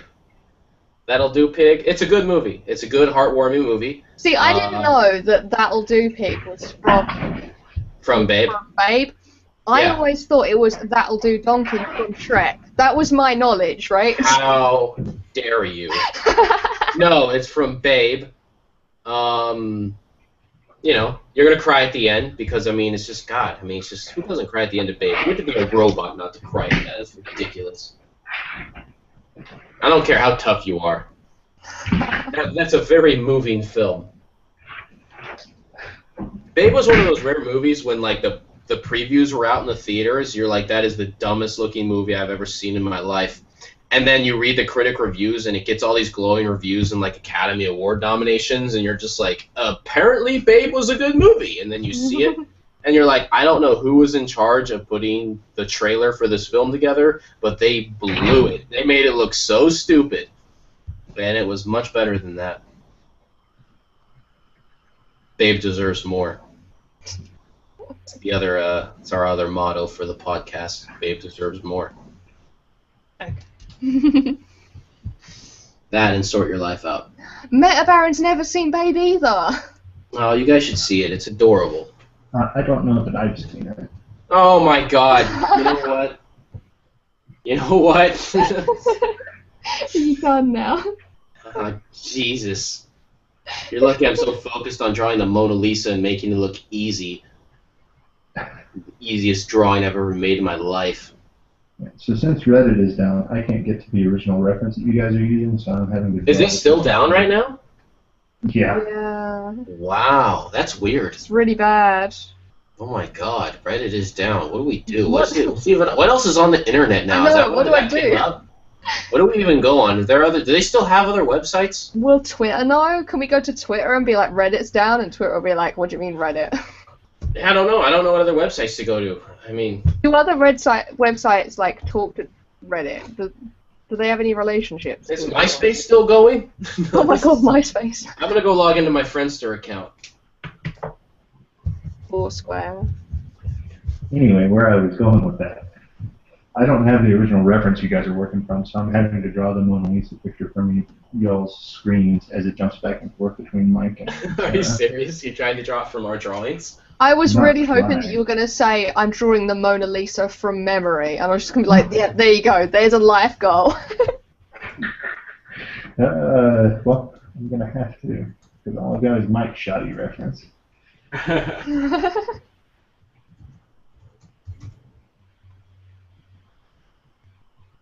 having to, I was going to do, like, colour and everything, but I'm not going to do it anymore because it's almost 4:30, so I'll probably be finishing up in the next, like, half an hour or so. Which means 3 hours from now. Past podcasts or any indication. Yeah, if anything we've learned. You will be going to bed at 8:30 a.m. Of course. Everyone will be going out for lunch. You'll be like just going to sleep. Yeah, everyone's like, it says emergency maintenance. Weird. Emergency. We've been hacked by the hacker The 4chan. 4chan. 4chan, the hacker, has hacked us. It's probably the same people that wrote that story about the bro job. I love that story so much. First time I read that, I was just like, did me and my friend Dylan write a story and put it on 4chan? I don't remember doing that, but it's like that thing where you're just like, oh my god, whoever wrote this has the same exact sense of humor. I love this person. Choo choo. What's your favourite internet legend? Like fake or real? What do you mean? Anything, like something that just, like, is classed as internet legend or internet classic. Whether it's a story or a video or... I'm still just a big fan. I know it's not going to be PC anymore, but I'm still just a big fan of the simple fat chick falling off a dirt bike. I mean, come on, that's classic. And it has nothing to do with weight or obesity. I am a sucker for people being upside down on accident. All my friends know this about me, but anytime someone ends up being upside down and they didn't mean to be upside down, I'm going to start laughing. Oh my And god. that was the video that made me realize it. And it happens all the time. Not just like the grape stomping festival video, but just like any instance where someone I don't like it when people get like seriously hurt, but I don't mind like, you know, a dog being upside down by mistake in a laundry bin. I don't mind like a drunk girl tripping and falling upside down into a trash can. Like that's like seeing someone's feet kicking in the air helplessly and all their friends laughing is just the funniest thing in the world to me. Maybe that should be your comic. Just people falling over. Somehow, whatever circumstance leads to a person being upside down. There's a TV show here that's basically that. It's called Miranda. And like Yeah. all the time, like every like 5 minutes someone falls over and they're like, oh no, such fun. That sounds like a perfect TV show. I don't know why I haven't seen this. When does it come out? When does it come out here? Oh god, it's not, I don't think it is out there because it's like the most British thing. I'll take British humor. I remember watching a show from the BBC like a long time ago, and it was like when they were kind of like I think trying to figure out what shows would translate to American audiences. And there was just some weird show about an old couple, and it was just like an old man and his wife, and she's just yelling at him, and she couldn't make up her mind like where they were going in a car, and they kept just driving circles around this block. And I'm pretty sure the show, it probably only lasted like 30 seconds, but in my what I imagine would be kind of a collegey half-drunk stupor, I think it went for an hour and a half. And just driving in circles. And I was just like, man, British humor is really weird. I eventually came around to it later. You guys have the funniest shows. Garth Marenghi's Dark Place is one of the funniest shows ever made. Ever. And I'm so amazed how many people haven't watched it. It is so good. I remember you talking about that last time. I started to see it. It's so good. It's just so funny. Everything about it. There's so many weird little subtle. I mean, I like it because the main character is pretty much basing himself off kind of like Stephen King and like a horror writer that's a little full of himself. Mm-hmm. And he says so many little throwaway lines. Like he refers to himself as "your humble fabulous." That's Oh my God. genius. Like you don't hear that out here. You're humble fabulous. That's so funny. And then he greets the audience as "Greetings, traveler." Like who does that? And then Jesus, he'll start every episode reading an excerpt from his book, and it will say just like amazing lines like he whisked off her clothes with one motion. Like that doesn't make any sense. They say trying to be romantic. They did all the positions on top, doggy, and normal. Like. That's the funniest thing I've ever heard in my life. Like, everyone should watch that show because it is brilliant. Oh my God, you guys are lucky. You guys have so much good comedy. You have that and the Mighty Boosh and. Oh, we have brilliant comedy. Yeah, it is. There was like I think there was just like this period of time where it felt like the kind of British and American comedy were really like working off each other, you know, and. I don't know, man. So many amazing shows were happening at once. I still feel like I'm catching up. We have the best panel shows. That's where we thrive. You really do. Holy Mother of God! I don't know what show it was, but Jimmy Carr was on a show, and they had to just like arrange letters they had in front of them on a little chalkboard. You know the one, right? The Smarty Wait, a chalkboard. They had like this little chalkboard, like the size of my board here, right? And they had little magnetic, I don't know if it was chalkboards, like it was a little piece of metal or something. They had these little magnetic plastic letters that they were arranging, that it was just whatever was in front of you. That's all you could use. And Jimmy Carr used, not only did he say something funny, he used every letter he had. So most people like, what funny thing did you come up with? And they would come up with their little letters would spell something like rainbow fart or something very basic and kind of crass. And he spelled out with all his letters, put Smarties tubes on cats' legs, make them walk like robots. And it took the whole board. Oh my God, I know that one. What was that? That's like superhuman shit. Was that on the big fat quiz of the year or something? I don't know what the show was. I don't know what it was, but I'm sitting here thinking, like, how is that humanly possible? If you want a brilliant show, do you know Countdown? No, what's that? Oh my God, you don't know Countdown. Right, okay, so there's this show in the UK that's on literally every single day for as long as any human has been alive, that is at about 12, like, in the afternoon, right? And no one watches it, right? No one watches it except for the people who have crosswords, right? And the idea is that there's two games. Oh my God, I just realised how awful I've done all of this because I was so zoomed out. Never mind. There's two games that you play. One is a word game where they jumble up all the letters and then you've got to make the biggest word you can out of it, and there's 9 letters. The other one, you randomly pick, like, I think it's 5 cards, I think, or is it 6 cards? I'm not sure. Each of them has a number on it. The computer randomly generates another number, and you've got to use those numbers to equal that number. Okay, so it's like a super kind of intellectual game. Now Jimmy Carr runs one called 8 out of 10 Cats Plays Countdown. 8 out of 10 Cats is a whole nother kettle of fish. We'll talk about that another show. And they play Countdown, and it is the best thing. Like, they're all just making the worst words they can come up with and failing at everything. And every time, there's Countdown's known for this clock that counts down in the background and makes this really famous song for them.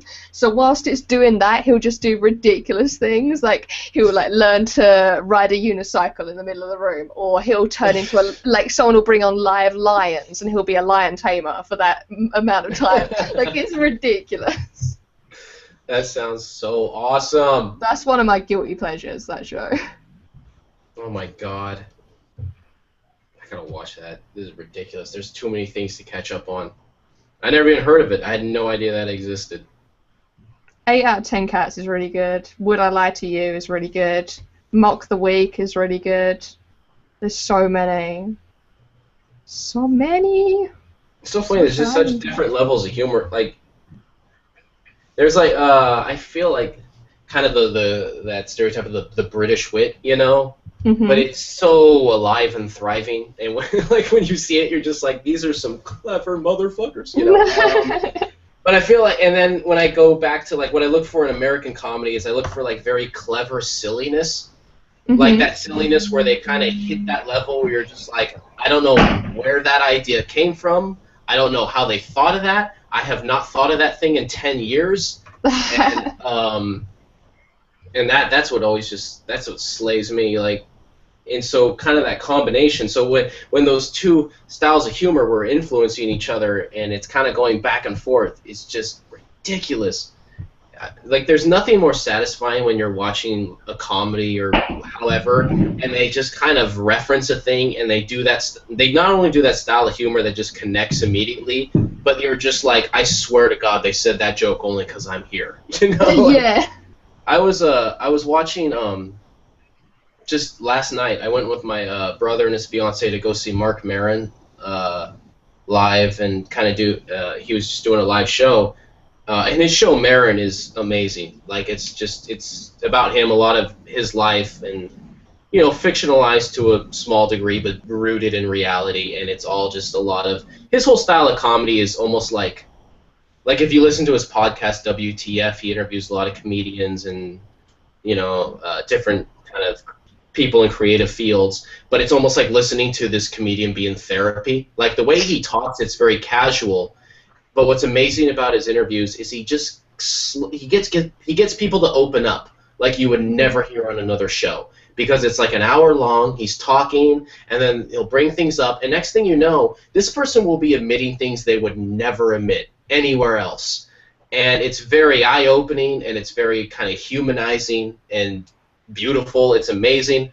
So his humor is very much the same way. It's very personal. It's very much analytical, therapeutic, analyzing how you were raised, how you are, who you are now. Oh, okay. And his show is very much that same way. So his show on IFC is very much like that. Like, it's just, but it's very also self-deprecating. So he's aware of his own flaws as this is going on, but he's also full of a lot of anger and frustration, and his whole career is pretty much him trying to work through his insecurities and his issues. But watching him live, there's just those moments where, like, I'm there, and then it's funny because people will laugh, and I'll be like, oh, whatever, and then at one moment he said one thing, and it's like, I swear to God, in this huge symphony hall, it was just like me and my brother just lose it. And it's like a thing where it's just like, he said that thing and that experience that only relates to these two people. But he does that with everyone. And you know it's good comedy because the person will kind of branch out, they'll hit everyone, and then as they're working, you'll just hear pockets of people laugh. Yeah. Because it will only connect with them. And they'll only get that struggle, you know, and they'll only find it funny. And there's just nothing more satisfying than that moment that, like, when it connects, you know. And I don't know why, like, silly, like, weird, clever, silly humor hits me so much. I don't know why, like, a show like Garth Marenghi, like, hits me so much. Like, there's just parts of that show where I'm just like, it's just ridiculous. I don't know, like, it's so clever and smart, like, I can't handle it. Like, I'm just like, this is so funny. But yeah, and then when Jimmy Carr hit that thing with the Smarties tube, it just blew my mind. I was just like, I don't know how, because he does kind of a bit where he talks and then he likes to try to find the most offensive joke he can. So he'll say an offensive joke, see how the audience responds. He'll be like, okay, let's see if we push it a little further. Yeah. Pushing it. I mean, I just love that, and something about doing it while, like, you're wearing a suit. Yeah. Is so brilliant. He has the best laugh in the world as well. Yeah, he's amazing. And then I'm really fascinated by, I bought it on Amazon, your guys' show, The Thick of It. Oh, nice. Because I was really, that show is ridiculous. I saw In the Loop, and it kind of blew my mind because there was just nothing like that I had seen out here, and Ian Nucci's doing Veep right now, but I started watching The Thick of It, and admittedly, like it feels so like I feel like such a stereotype hard to admit, but like you have to kind of get used to like very thick accents and politics that are different in other countries and whatever. But holy mother of God, to think of it as such an amazing show. That's just like a whole nother level. It's just a whole nother level. Everyone's Anyways. putting like little emoticons in chat. Yeah, what's going on in there? I want to put emoticons in chat. How do I put I know emoticons? nothing about baseball, so this is the Who's on First routine. Abbott and Costello Classic. I haven't. I should be following baseball. I should be following my A's right now, but Billy Bean did some changes. He changed a lot of things on the team, and now I have to catch up because I'm still trying to catch up with baseball in general, and I'm bad at it. Meaty, do you follow sports? Yeah, there wasn't a NHL hockey game on tonight, so that's why you guys were able to bill me. But I've been following the NHL playoffs pretty closely. I want to follow hockey closer. I started watching it in the Olympics, and it was really exciting. It's so fun, and I need to get into it because it's just like once you kind of get locked into sport and then that sport clicks, it gets so intense, and definitely that happens with the NHL because everything moves so fast. Yeah. And it keeps going. Right. Yeah, it's interesting in that you can watch for 3 hours and only see one goal. 3 hours and there's 30 seconds of it that mattered as far as the score chart. So it's a little bit like soccer in that regard. Yeah.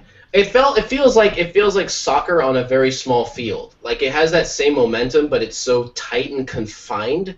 There's almost like this claustrophobic high-speed element to it that is kind of intriguing. Okay, so if you were going to get if a new person such as myself was going to get into NHL, how would it work? I believe me and you had a deal, right? I was going to show you the ways of skateboarding, and you were going to show me the ways of the NHL. Yeah, I believe that deal was proposed at some point. So right now would be an ideal time because it's the playoffs, and there are only a very few teams that you would need to pick from. Just pick one out of a hat that you want to root for, and if you choose the Anaheim Ducks, you're a soulless monster. I love that. I love when that happens. And just watch the games. Check it out online, see when the game's going to be. Block off some time or have it going on in the background. And after you've watched a game or two, you can tell just from the announcers, the pitch of their voice when an important play is going to happen. So just have it on in the background and pay attention and see some gratuitous violence and some very highly agile plays. NHL is the only sport where people will get their throat slit, like in the middle of the game. Oh my God. And like some medic from some guy who was like pretty much in the military who was a medic would come out and like save their life, and you're just like, this is too intense. There's like 8 guys puking on the ice, No other sport. Yeah, I was at a game and Stefan Robidai got hit in the face with a puck and it broke his nose. So he goes off the ice. They have the intermission between the periods that lasts like 20 minutes. He comes back out with a new helmet with the face cage ready to play in the third period. It's like, no. If I get my nose broken, I'd be done for the day, I think. I was listening to Bill Burr. Really, God, he's such an awesome comedian. If you haven't watched Bill Burr's newest special, I'm Sorry You Feel That Way on Netflix, holy mother of God, that is so good. But he was talking about he's a big sports fan, and I don't know much about sports, so it's almost like through this avenue I'm learning more about it, right? And he was talking about the NHL, and he talks about how it's like in like football, a lot of concussions and head injuries. But then he's like the sport that scares me the most is the NHL, though, because you have these huge guys, but they're all moving like 25 miles an hour on the ice, So it's like you up the speed of every other sport that's dangerous. And now you have the NHL. He's like, that's the one that kind of like I love, but it freaks me out, because like the hits are just so hard. So I remember I looked at I went to see like top 10 NHL hits, No, God. I was curious, and it was just like it's mortifying. It's horrific because you're just seeing these dudes that are like 220 pounds like hit a guy like 20 miles an hour like into a wall. And then the guy's just like half conscious and then like trying to get back up to his feet to keep going. And you're just like, who are these people? Yeah, no, it was intense, and that's something I need to explore. I think that is there kind of like it almost feels like there's like a resurgence of hockey going on now. I don't know. I mean, I'm always out of the sports loop, but it feels like now that it just feels like there's more enthusiasm toward it, which is pretty. I don't know. I always kind of like it when that happens with the sport, when people start coming around to it later. Yeah, I started hearing because like I know nothing about hockey, and then a few years back, all of a sudden, I heard about it all the time. So I feel like something must have happened. Yeah, was there like a strike that ended or something? There was, and that was several years ago. I don't even remember what season it was, but there was a lockout where they canceled the season. Nobody played for a season, and then oh wow, they renegotiated and all that stuff. It's happened a couple of different times. Who caused the lockout? Was it a player thing or a manager? Kinda. It was the players' union and the league not seeing eye to eye on some stuff or something. I don't even remember all the particulars necessarily, but something like that. Yeah, that is a gnarly sport. The only thing I can follow consistently is watching skate videos. It's such a rich history. It's just, I almost wish it was more mainstream because it's just such a rich and fascinating history. So many styles, and I like how a guy will do a trick, but then another guy will do a trick, and they'll talk about like, well, one sucked and one looked great. Like it's like style is such an important aspect, and there's such weird politics, and it's just amazing. Just keeps on giving, keeps on giving.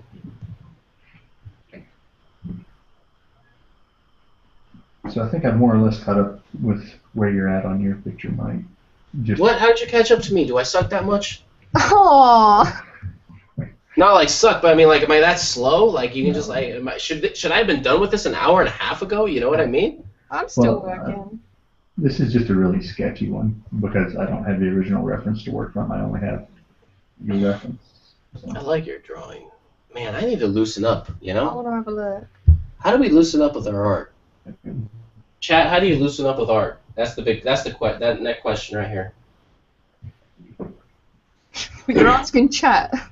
I want to know. Christina A. Also, the Canada-U.S. Olympics Games always boost the popularity of hockey. True, that's how I came across it. There's that. I'm pretty sure I suffered a series of heart attacks during the Canada-U.S. Gold medal game. Subliminal cucumber.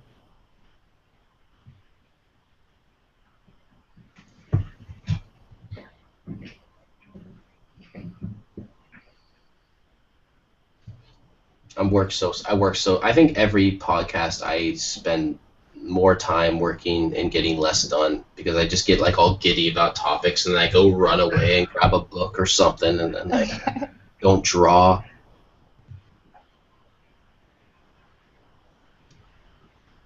I'm getting there slowly. Fortunately, I like this piece. You know, I think I'm gonna be happy with it in the end. No, it's gonna get good. Fun. Sometime in the next 30 minutes, it's gonna get fun. Oh, shh.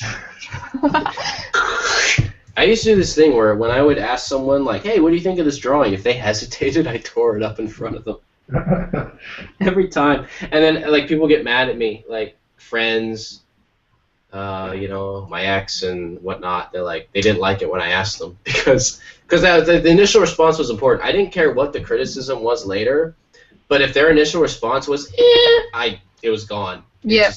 It stopped existing. But if their initial response was like, whoa, and then they look at it for a second, and then they ask a question, like that was fine. But if it did not hit them, gone.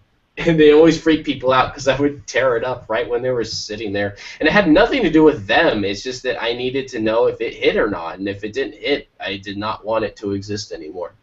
You know what's weird? I find that I get the reactions when I show an art piece that I don't like. Like if I show something that I'm really proud of and worked really hard, they look at it and go, and I'm like, I've done something wrong. And then if I'm just like, I'm really not sure about this, I'm just going to show it to someone and see what they think. I show it and they're like, wow. I'm like, what?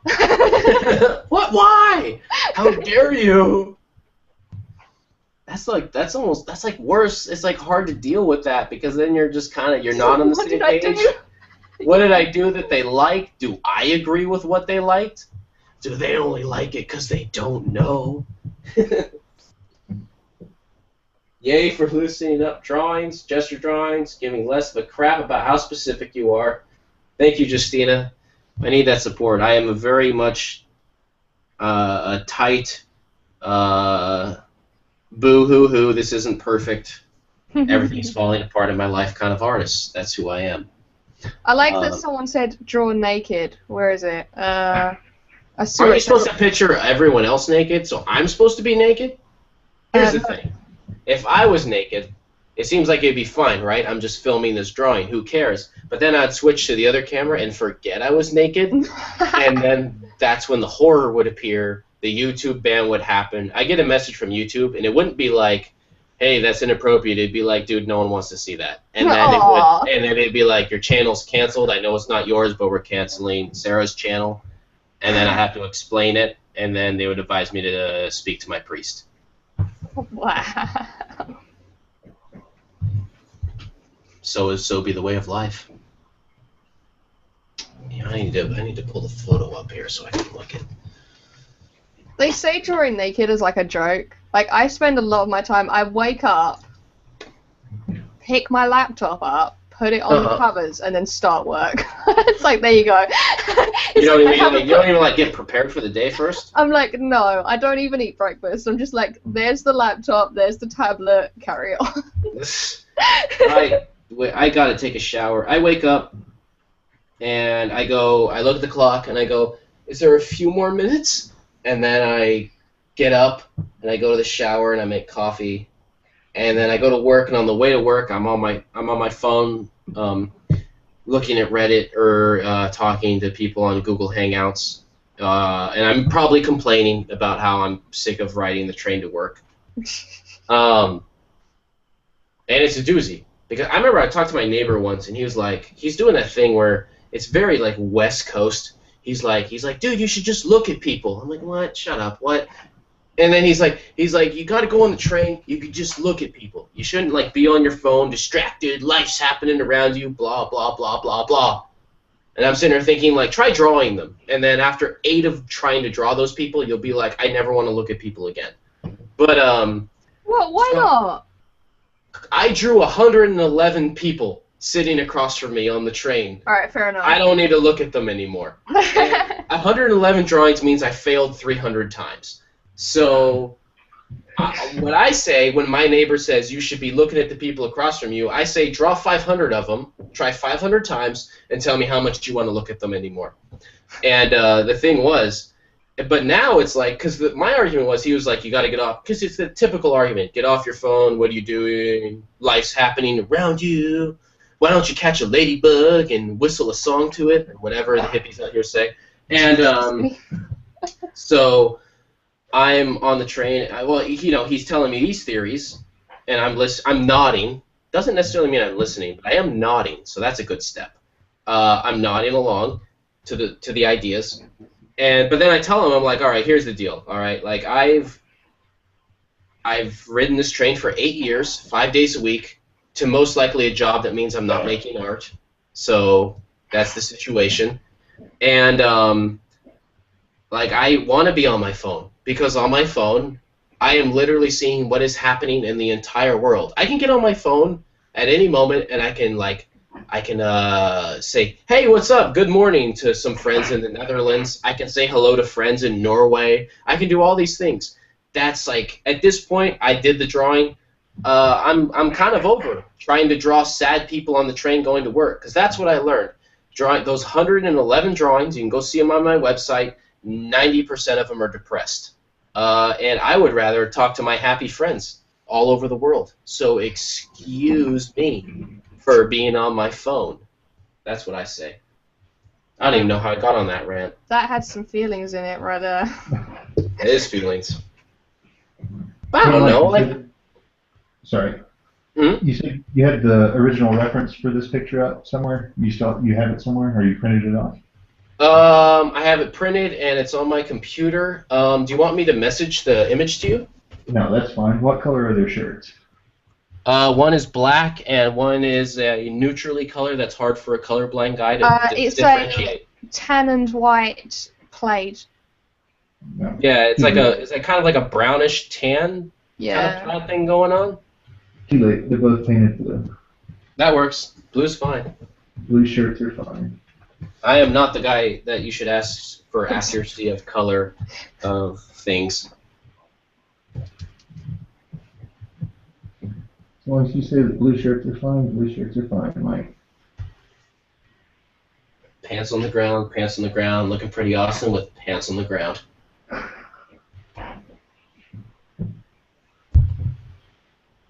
Also, I should mention to the chat, if anyone has any artwork we need to see, just post it in the thread. We'll get back to Reddit when it starts running again. I know we got Demon Man's piece in there that we need to show. He's back to Demon Man? He's not Demon Man? You know what it is? It's like the GIF thing. I just keep going. I use both.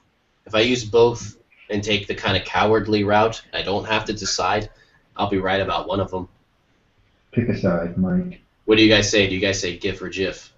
GIF is the you say GIF. It's GIF's a GIF. Shut up. I know it's supposed to be GIF, but it's a GIF. It's been too long. You waited too long to verify it. It's GIF. That's what I say. I say let it be democratic. I was saying GIF for a little while because when I first started hearing someone say it out loud, they said GIF because they wanted to be the right person. Like, oh, that's what they said. But then over time, I'm like, no, man. It's like what the world decides. You know, you can't control everything. You know. I say that though, and then when someone's like, "Oh, is this the Chronicles of Gizra?" I'm like, "No." Wait, how's it pronounced? Gizra. Oh, I say Geyser. Okay, good. I thought you were gonna say Geyser or something, and then I was gonna have to that's what Yeah, absolutely. I do. Yeah, no, that's what I say to everybody. Then go back in old podcasts and see if I can bleep out when I say it earlier or something. Have you started drawing the third part? Page 1 is done. Yeah. Woo! Woo! I've got too much to do with right now. Was that the wrong question to ask? Did I just totally stress you out by asking that? A part of me just died right then. No, it's not. It doesn't need to be worked on just yet because it's set for release May next year. Mm-hmm. So I've got a full year to work on it, which means I'll leave it to the last minute and then I'll Don't procrastinate. Don't do that. Get started. What are you doing? Get started now. You have a whole year to get caught up and not stress out. I know. Take care of it. I'm working on the stream and stuff at the moment. Yeah, I was watching your last stream. You did a speed painting video of a, I don't know if it was a Pokemon reference or a thing that I should understand, but I didn't, but it was fun to watch. Oh, thank you. Yeah, it was, Twitch Plays Pokemon started this thing called Moemon last night. And it's literally all the Pokemon sprites are girls that appear on there, and I just randomly felt like drawing one of them. But everyone really liked it. I got gilded on Reddit for it and stuff like that, so that was cool. I like jumping over to Twitch Plays Pokemon, just drawing, because they're so free over there. They're like, let's just come up with whatever we want. It's like a big D&D or something. It's good fun. I don't know anything about Pokemon. That happened right after. That was a generation right after me. It kind of falls in, and maybe we talked about this in Soundcheck, where have never seen the Harry Potter movies. I never saw the Pokemon cartoons. No. Well, no, they were always on in the background, but the person who was watching them, I detested, so I kind of detested Pokemon by proxy. So. Go on, then, who was watching them? Who did you detest? No, I'm not getting into anything that personal. No. Oh, heavens. Oh, God, it must be close. Yeah. But, Oh, God. I can't watch Harry Potter or Pokemon based on principle, so I have to go to the grave, never having seen either of those. That's fine. I got some of those, too. I'll never watch Boondock Saints.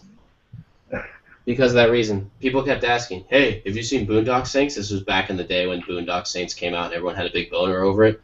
And I was like, no, I haven't. And eventually me and my friend people kept asking us, and we're like, you know what? We're making a pact right now. We will never watch that movie. So I'm never going to see it because we got tired of people asking. So I say take that to the grave. Stand behind your morals on it. You are right. Do you think I should cheat just for the lulz? You should what? Cheat for the lulz. Cheat? Yeah, sure. It's a paint over. I knew it. Yeah, you just did a filter. I had someone accuse me once of doing on one of my like marker and pencil drawings of doing a filter. It was so weird because they made one of the animated GIFs of the photo turning into my drawing, and it was so kind of surreal to watch. I was like, that's kind of cool looking, but it's like, of course, I work in traditional. Like, it's not. How would you? And the funny thing is when they did the transition, it looked nothing. Like it was like you saw like an eye completely move over. Like it totally didn't match at all. But they were just convinced. It was kind of, I guess, it was kind of flattering. I don't know. But I didn't want it to just look like a photo. But yeah, they did that, and I was like, should I demonstrate that this is all traditional? Like, there's no way. No one cares. I didn't follow it. I was like, let the mystery remain, you know? No one will ever know. No one cares. No one will ever know. There's no way of knowing. I should do one piece that's just a filter, just to mix it up. Just filter one photo. No, I drew it, I swear. It's just posted on Instagram. You're like, yeah, no, absolutely. Subliminal Cucumber. But Boondock Saints is so funny. But your reasoning is why I've yet to watch Breaking Bad. Way too much. Okay, here's the deal. Breaking Bad's better than Boondock Saints. I haven't seen Boondock Saints, but Breaking Bad is better than Boondock Saints. I'm sure of it. I'm sure of it. I've never been more sure of it. Here's how I know. Boondock Saints, I haven't looked on Metacritic. I imagine the review, you're probably looking at like a 72% with like a 7.8 by the crowd, right? I don't know for sure, but I'm estimating around there. That's like the first season of Breaking Bad. By the end of Breaking Bad, you're looking at like a 98%. It's some of the best television. The last season, some of the best television that's literally ever happened. Ever. In the world. In the world. I don't know what's going on in Belarus, but I'm sure Breaking Bad Season 5 is probably at least at the top of the best Belarusian TV. So let's look here. Let's see what we got. Boondock Saints, Metacritic. One of my favourite things to do when I'm on holiday is one of the days to turn on the TV and see what's on. And just see the rubbish in like other languages and just be like, what is this? What am I watching? 44. Critic 44. 44. I know you're thinking it matters what the audience. Who cares what critics think? Oh, I don't know. Who knows? They only watch a lot of movies. 44. User score 7.8. Didn't I say 7.9? That's pretty damn close. I think you said 7.8. I might have said 7.8. I might have called the user score on that one. We have it on film. Someone can tell us. Someone can rewind. Here's the thing you should know about Breaking Bad. When you watch it, okay, I'll lay it all out, even the parts that aren't as good. The thing you should know about Breaking Bad, you're going to watch like 4 episodes, and you're going to be like, Jesus Christ, I can't get through this. This is depressing. It's true. It's hard. And then get through it, and then you'll start getting attached that first season. Season 2, you get locked in. Season 3, you're like, this is freaking crazy, and you're so into it. It's worth it. It's worth it. And then, yeah, and then by the end, you're just like, this is ridiculous. But it's not the best show. It's not the best American show on television. I'm one of those Wire people. I'm one of those people that says The Wire is one of the best shows. I'm one of those pretentious assholes that will say The Wire is the best. Some people will say The Sopranos. I haven't watched it yet. Watching The West Wing. Let's learn here. But Breaking Bad is amazing, and it's worth watching. There's a couple cliches for kind of some season finales. There's some parts where you're like, this or that, but all in all, the cinematography is amazing, the writing's amazing, and they just they don't care in that show. Like, you'll have a character and you'll think you know what's going on, and then you so don't know what's going to happen. I promise. That show will make you gasp. It is worth it. So, ha! And I'm still not watching Boondock Saints. I don't care.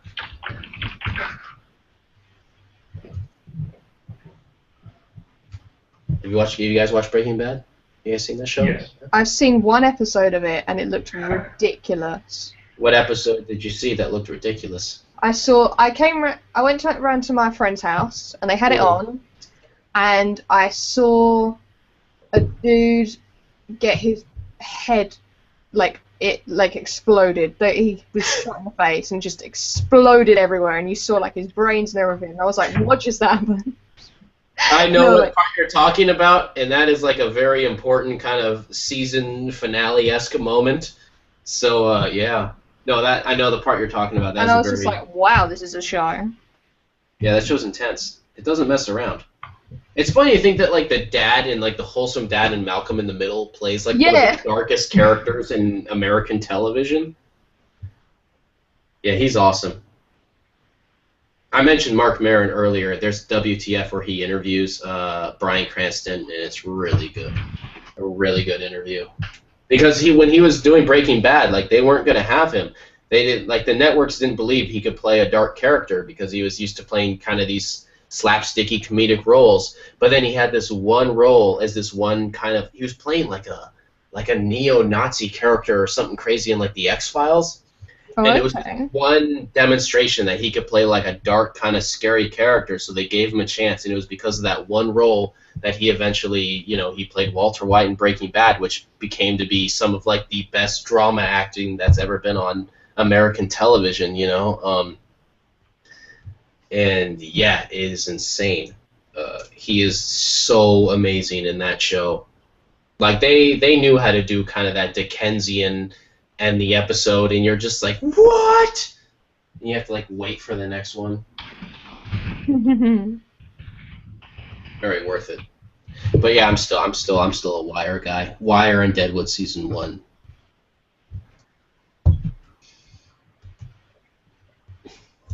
The Wire always looked really strange to me. I always saw, like, the odd clip whilst I was trying to wait for Stargate to be on, and I was just like, what is this? The Wire is tricky because, like, they don't, like, I would watch it with subtitles, like, even though it's just out here and I should, but it's so, they go straight with the slang. They don't dumb down any dialogue or anything, so I found watching it with the subtitles was great. But I don't know, man, like, that's that show you're watching and you just kind of feel like you're kind of getting exposed. It's that level that, like, where clearly there's fiction and there's fictionalized things happening, but it's addressing an issue so... Addressing, Jesus. That's a bottle of wine. I'm finishing a bottle. Give me a break. I'm a bottle of wine deep and pen and ink drawing of two guys holding a Mona Lisa. I mean, what do I got? I got nothing here. What can I do? I don't know, but the way they just, like, hit the issues on that show, you feel like you're really kind of witnessing something. And, I don't know, it was just kind of like, I just hadn't seen television like that before. I mean, Mother of God, The Wire. I mean, good Lord, watch The Wire. It's so good. Why would people not watch it? So you're advocating watching a show that uses racial slurs. Yes. But earlier you said something about how funny it was to see a fat woman fall off of a dirt bike. Yes. Where does the hate speech end, Mike? Yeah, well, you should watch The Wire and learn. Okay. No, I mean, it's that thing where it's like, I don't know, The Wire was interesting because it starts you off pretty simple, like you think you kind of understand the good and the bad and where everyone, how everyone stands, and then it just keeps developing the story, and it's that thing I mentioned earlier about the John Gardner thing where it's, you just have people and circumstances, and The Wire is very much that. It's just circumstances. It's the numbers game in politics and what it does to communities, and it leaves people with no choice, and how it fails. And so what you really see is just victims reacting to victims. And I don't know, it really changes the way you kind of look at things. It's just a really smart show. It's really good.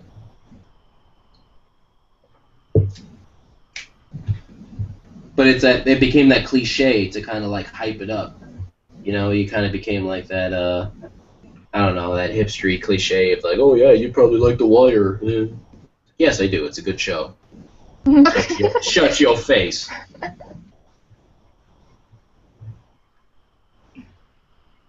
Reddit's back up now, by the way, so I'm just having a look around.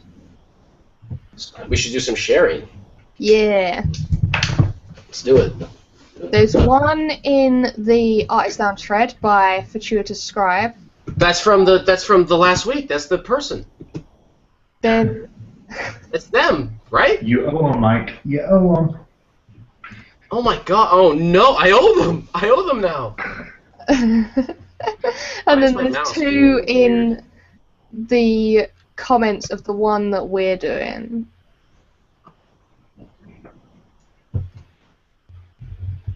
I owe them. You have to do it. What are you going to do? I owe you a portrait. Save. Let's pull it up. Let's pull that up. Let's pull, let's get a nice view of yours here, Meaty, so we can get, like, the... Wow, you have it scanned and everything? Dude, I've been done for like an hour and a half. It's been, like, 10 minutes. Where did is Demonman's in the thread? It's in the Reddit Gets Drawn thread. If you go to the one that we drew, it's there. Okay, hold on. Oh, here we go. Okay. Oh man, I love this. Gadriel, let's get you going here. Let's have like a little fun, have a look-see fest. First, we will start with, this is Gadriel's piece here. It's so awesome. I don't know. I get giddy when I get a look at the pieces because it's kind of like you get in the zone, you work on the thing, and then you get to kind of take a step back and look at the art people make.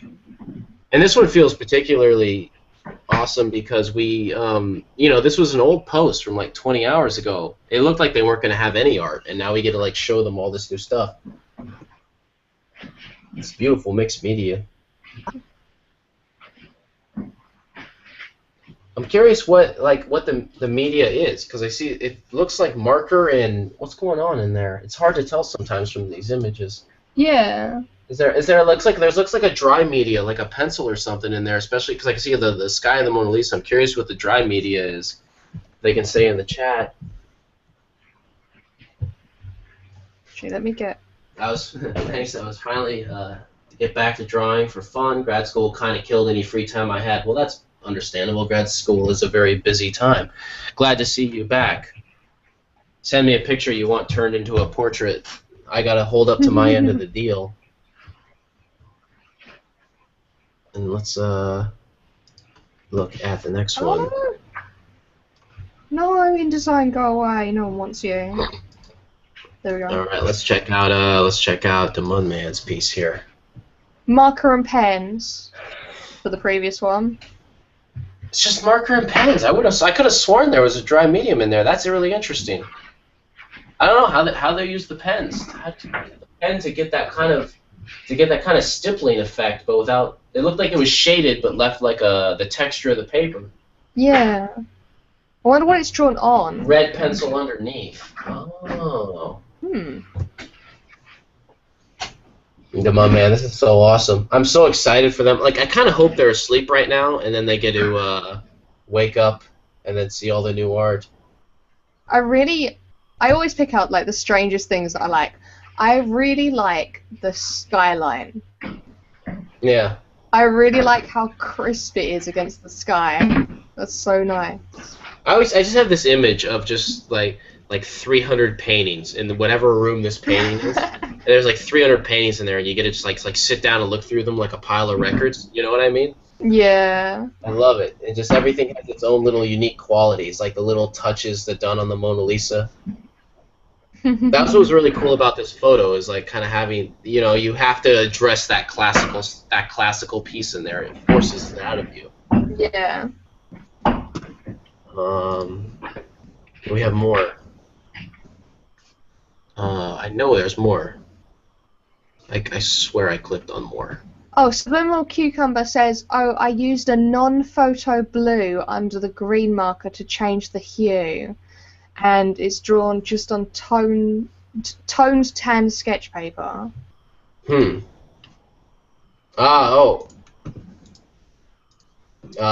Fatuous Scribe. We gotta get that one going on here, and we gotta get Meaty's piece going on here in a separate window. That's why it wasn't popping up.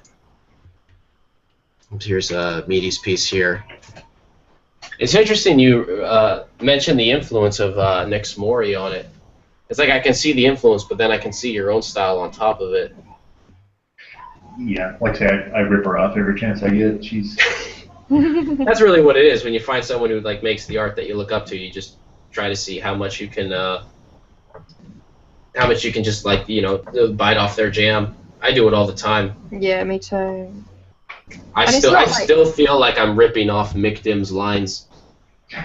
But God, it's not Mick really Dim's lines are amazing. It's not really that you're ripping it off. It's that you're this kind of like blobular creature, and you're just absorbing all the little bits that you love to bits, and then you've got them all inside your little globular mass, and then you turn it into your actual piece of work. Well, maybe you. I'm just ripping them off.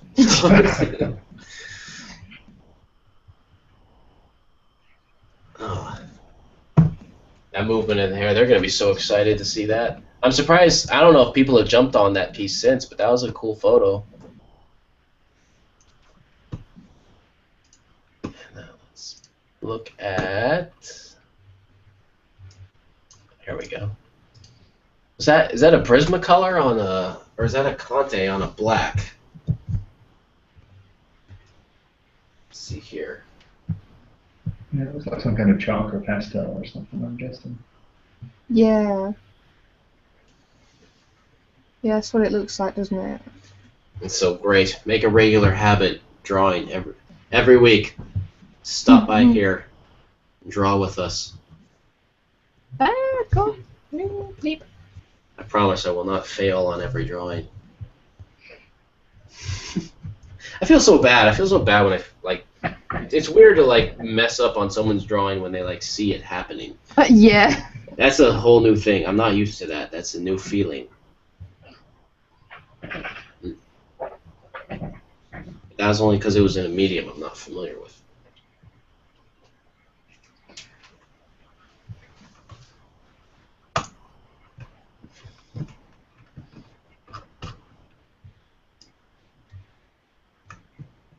I wonder if Tim's going to be done soon here. Tim, the roommate, the Mr. McFeely. Tim, the roommate, playing Mr. McFeely. You know, the post office guy on Mr. Push. Yeah, exactly. I see you got your portrait of me there. When you found out that I have not read a single Punisher comic, You the fraud. heartbreak, the fraud. I know, wasn't that horrible? Name Punisher. What happened? Never read a Punisher comic. What? I'm going to have to send you some.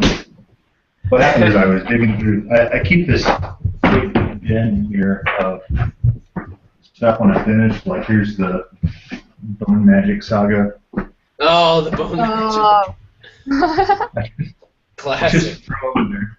Throw them in there when I'm done. I was doing triage on it because it was full, and I had to throw some of them away. So, come on. There's Mike, the fraud. Put Tinder. Oh, Bone Magic. You have, like, that keeps coming back. Like, talking to friends, when I'm talking to Roger and friends like that, will just keep coming up in our lives. Bone Magic. Like, I think, in a weird, indirect way, we might be the biggest fans of that book that have ever existed. I think we are, like, if there was, like, a Bone Magic, like, convention, they'd be, like, me and Roger, like, dressed in character. Like, I'm dressed in his hot lips. Like, we'd be in character at the convention. And talking about, we'd be the only two people, and yeah, and we'd be so excited. What's better to imagine is there's a waitress or something at some place that you and your friends go to who's never heard of Bone Magic. The IHOP or the Denny's later. Here's about all you guys talk about bone magic all the time, and she just throws her hands up and says, "I'm never watching bone magic. I've heard about it." I'm never gonna read Bone Magic. It's all you talk about. I'm only gonna watch Boondock Saints. The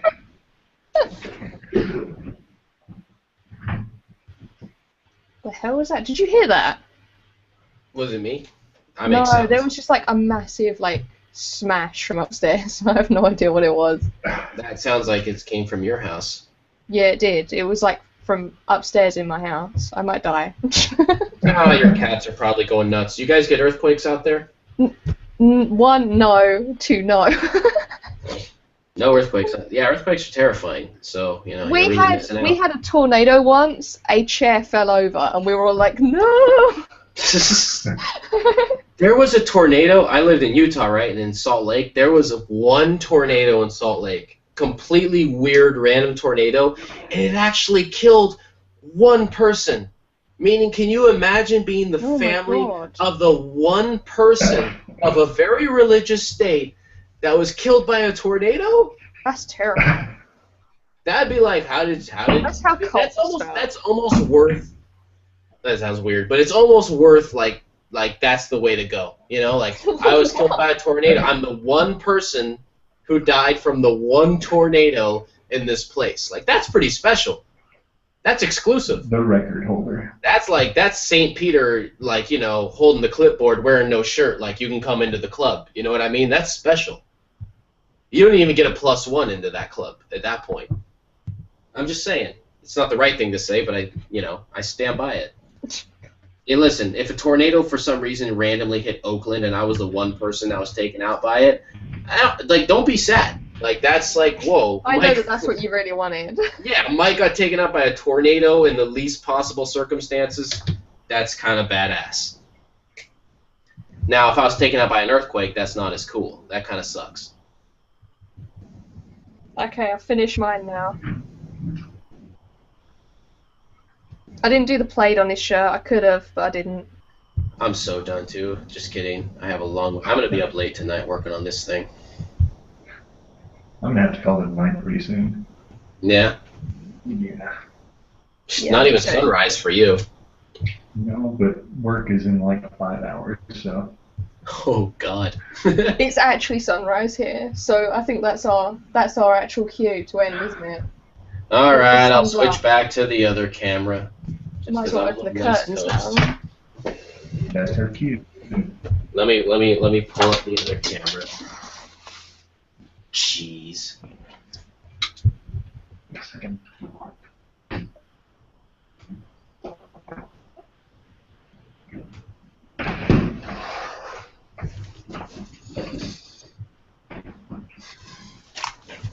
Alright, which buttons? Buttons. You are screen sharing. Stop. Hey, there we go. Hey. Let's see if there's any last things in chat. Conte on black. What's Conte? I'm not aware of that. It's like a chalk pastel. Oh, okay.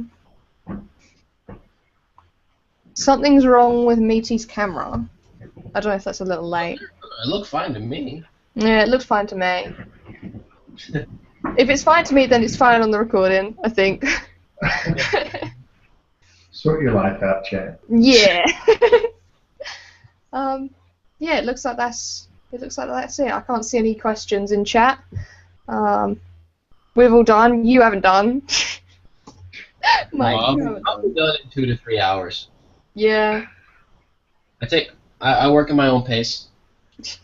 It's moving along though. I mean, it's kind of nifty, right? Yeah, I like it. It's cool. Yeah, you're doing well. It's not torn into a million pieces and thrown against the wall, so that's good. Good start then. Let's have the obligatory look at the sun moment. Yeah. There you go. Obligatory sun. It's not even it's not even a thing where it's kind of hinting on the sky's getting lighter. It is just daytime. It is just literally. will hit your window. You'll get your window will have a. Oh god, what have I done? Hello? Yeah. People are doing laundry apparently and starting cars. I can still kind of hear it.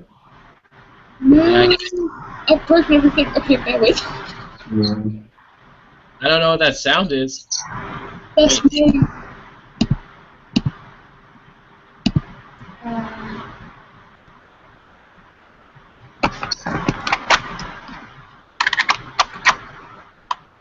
Okay.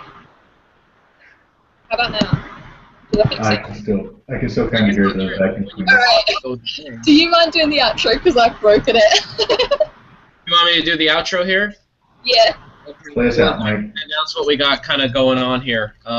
Meaty, do you have anything coming up or any, like, your website or Instagram, anything you want people to see? Give a shout out to? No, not particularly. Do Sketch Daily, follow me on Tumblr, look at Instagram, all that stuff. MeatyElbow on Instagram, at MeatyElbow, and then on are you MeatyElbow.tumblr.com? Is that what it is? Yep, MeatyElbow across the board. MeatyElbow across the board. Hit up Sketch Daily, do some drawings, have some fun. Every day, new topic, good crowd, good people. And then Sarah, how about you? And when you talk, that you won't hear the background. Oh, it went away. Or maybe all the audio is gone. I don't know if she can hear me. It might be all the audio. Maybe I'll throw out my doofus stuff first. Okay. Well, got the Tom Bunk show.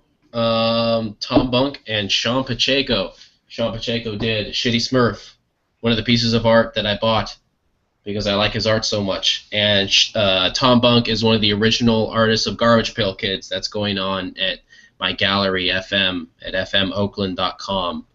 So if you're in the Bay Area, come see it. Nanki came and saw it, showed up. Yeah, visited. It was awesome.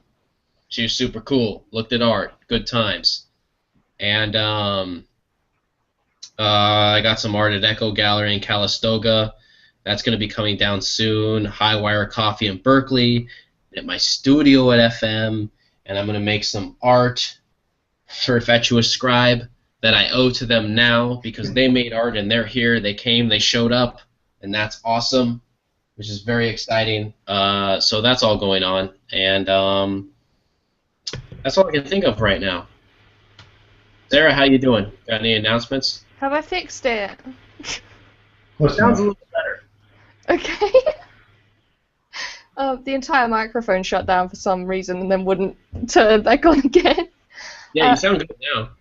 Okay, cool. Have I got any announcements? Also, it's cool that Nanki went and visited. That's really cool. Yeah. Showed up, ran around, looked at galleries. It was a super good time. Nice. What have I got? I'm sorting out stream schedules at the moment. The plan is to have this stream same time as it always is, and my stream before it same time as it always is, the 8 PM one. And that'll be an art stream still. So Mondays will be all art. Then I'm going to be having Minecraft videos with Matt, Cuppa Matt, who we had on last week. I'll be streaming Amnesia as requested. Everyone requested it, so I'll be doing that. I'm so excited for that. So that'll be the first Let's Play, I guess, that I'll be streaming. I've got Facecam set up now, so I've got all that sorted. I've got a little overlay, so that all works. And then I might do some other videos that are just on my own time as well. So maybe the Monkey Island thing, and also I'm thinking of doing a Let's Buildy type thing for Minecraft, just when I'm chilling, when I'm relaxing, where I'll be kind of creating things from famous locations from animes. That's the kind of thing I'm thinking of. So the chess pieces land from No Game No Life. or the dragon and the bridge and stuff from Dragon Ball Z. So I'll be coming up with a bunch of ideas for that. I'm just kind of coming up with like the layout of how I'm going to do everything in the week, try and schedule it all properly so I get it right. Obviously I've got MCM in 10 days now, so I'm not sure how much I can get done in advance for that. Might be able to get Amnesia started before, but we'll see. I'll let you all know what's happening with that. But again, if people don't want it on this channel, do let me know. Don't just downvote or anything, or thumbs down. Do let me know, hey, I'd rather not have gaming stuff on this channel if that's what you want. If you don't mind, then that's cool. Or if you're excited about it, then that's even better. But if you don't want here, because the Ice Lounge is always going to be on here for as far as we know, then I can create another channel for it. It's a bit of a pain to do, so I'd rather not start with making a new channel, but I'm happy to do that if you guys would like it. I'm also working on pay what you want commissions. So obviously I've been using the Cintiq today. I'm kind of like paid for it on loan, sort of, so I need to make back the money that I owe for that. So I'm going to be announcing pay what you want commissions, and the idea is that you pay what you want for an idea, and then I create artwork relative to the amount that you've paid, and there's like categories, kind of like Patreon or like Humble Bundle or something. So once you hit a category, you get a new like level up of artwork. So I'm going to kind of like trial that, see if that's of interest, and the idea would be that all of the money from that goes into the Cintiq, so kind of pay it off so that I can continue using it for all of my other work. So if you're interested in that, follow the Facebook page, which is facebook.com/Geisera, or the Twitter, which is @Geisera. I'll announce it on there, and there'll be, if you follow my website, which is geisera.com, I'll put up like a big splash thing on there that talks about it. So you can all find that when it's up, and I'll announce it on here when they're all sorted out. Where will you stream Amnesia? Yeah, it'll be on Twitch. My Twitch name is A Gamer Draws, just like on here. I might do some arty stuff on Twitch. Obviously, if I do art stuff on there, it's got to be gaming related. So today on my Picasso thing, I did a bunch of like Twitch-based Pokemon stuff. So that might be the kind of thing that I could do on Twitch.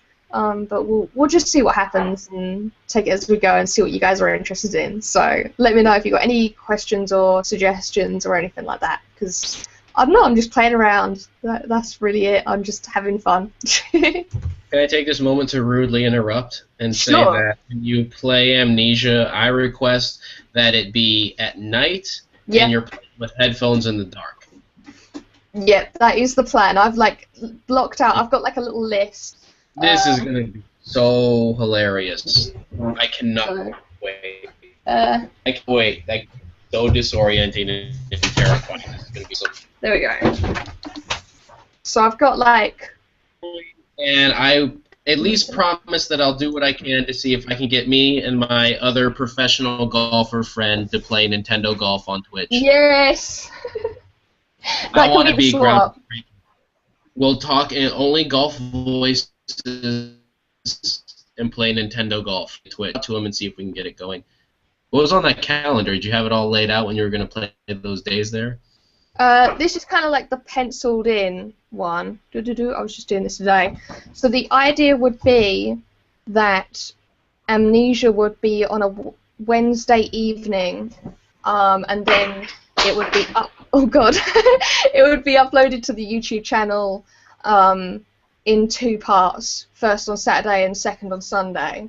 So if that sounds cool to people, then like that's kind of one of the days where I can just turn all the lights off and everything. I need to check a few things, but yeah, that's kind of the idea at the moment. Awesome.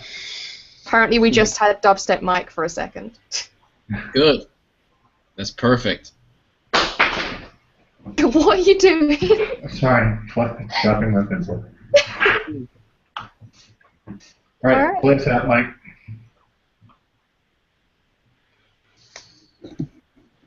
You need to sing us a song. Oh, well, I usually start singing once you say the show's over, and then I start a song. Oh, we're waiting for you. We're waiting for the moment when you start singing. But I guess I'll say we'll all see you again next time, at same time next week. Bye! It was fun to draw with all of you tonight.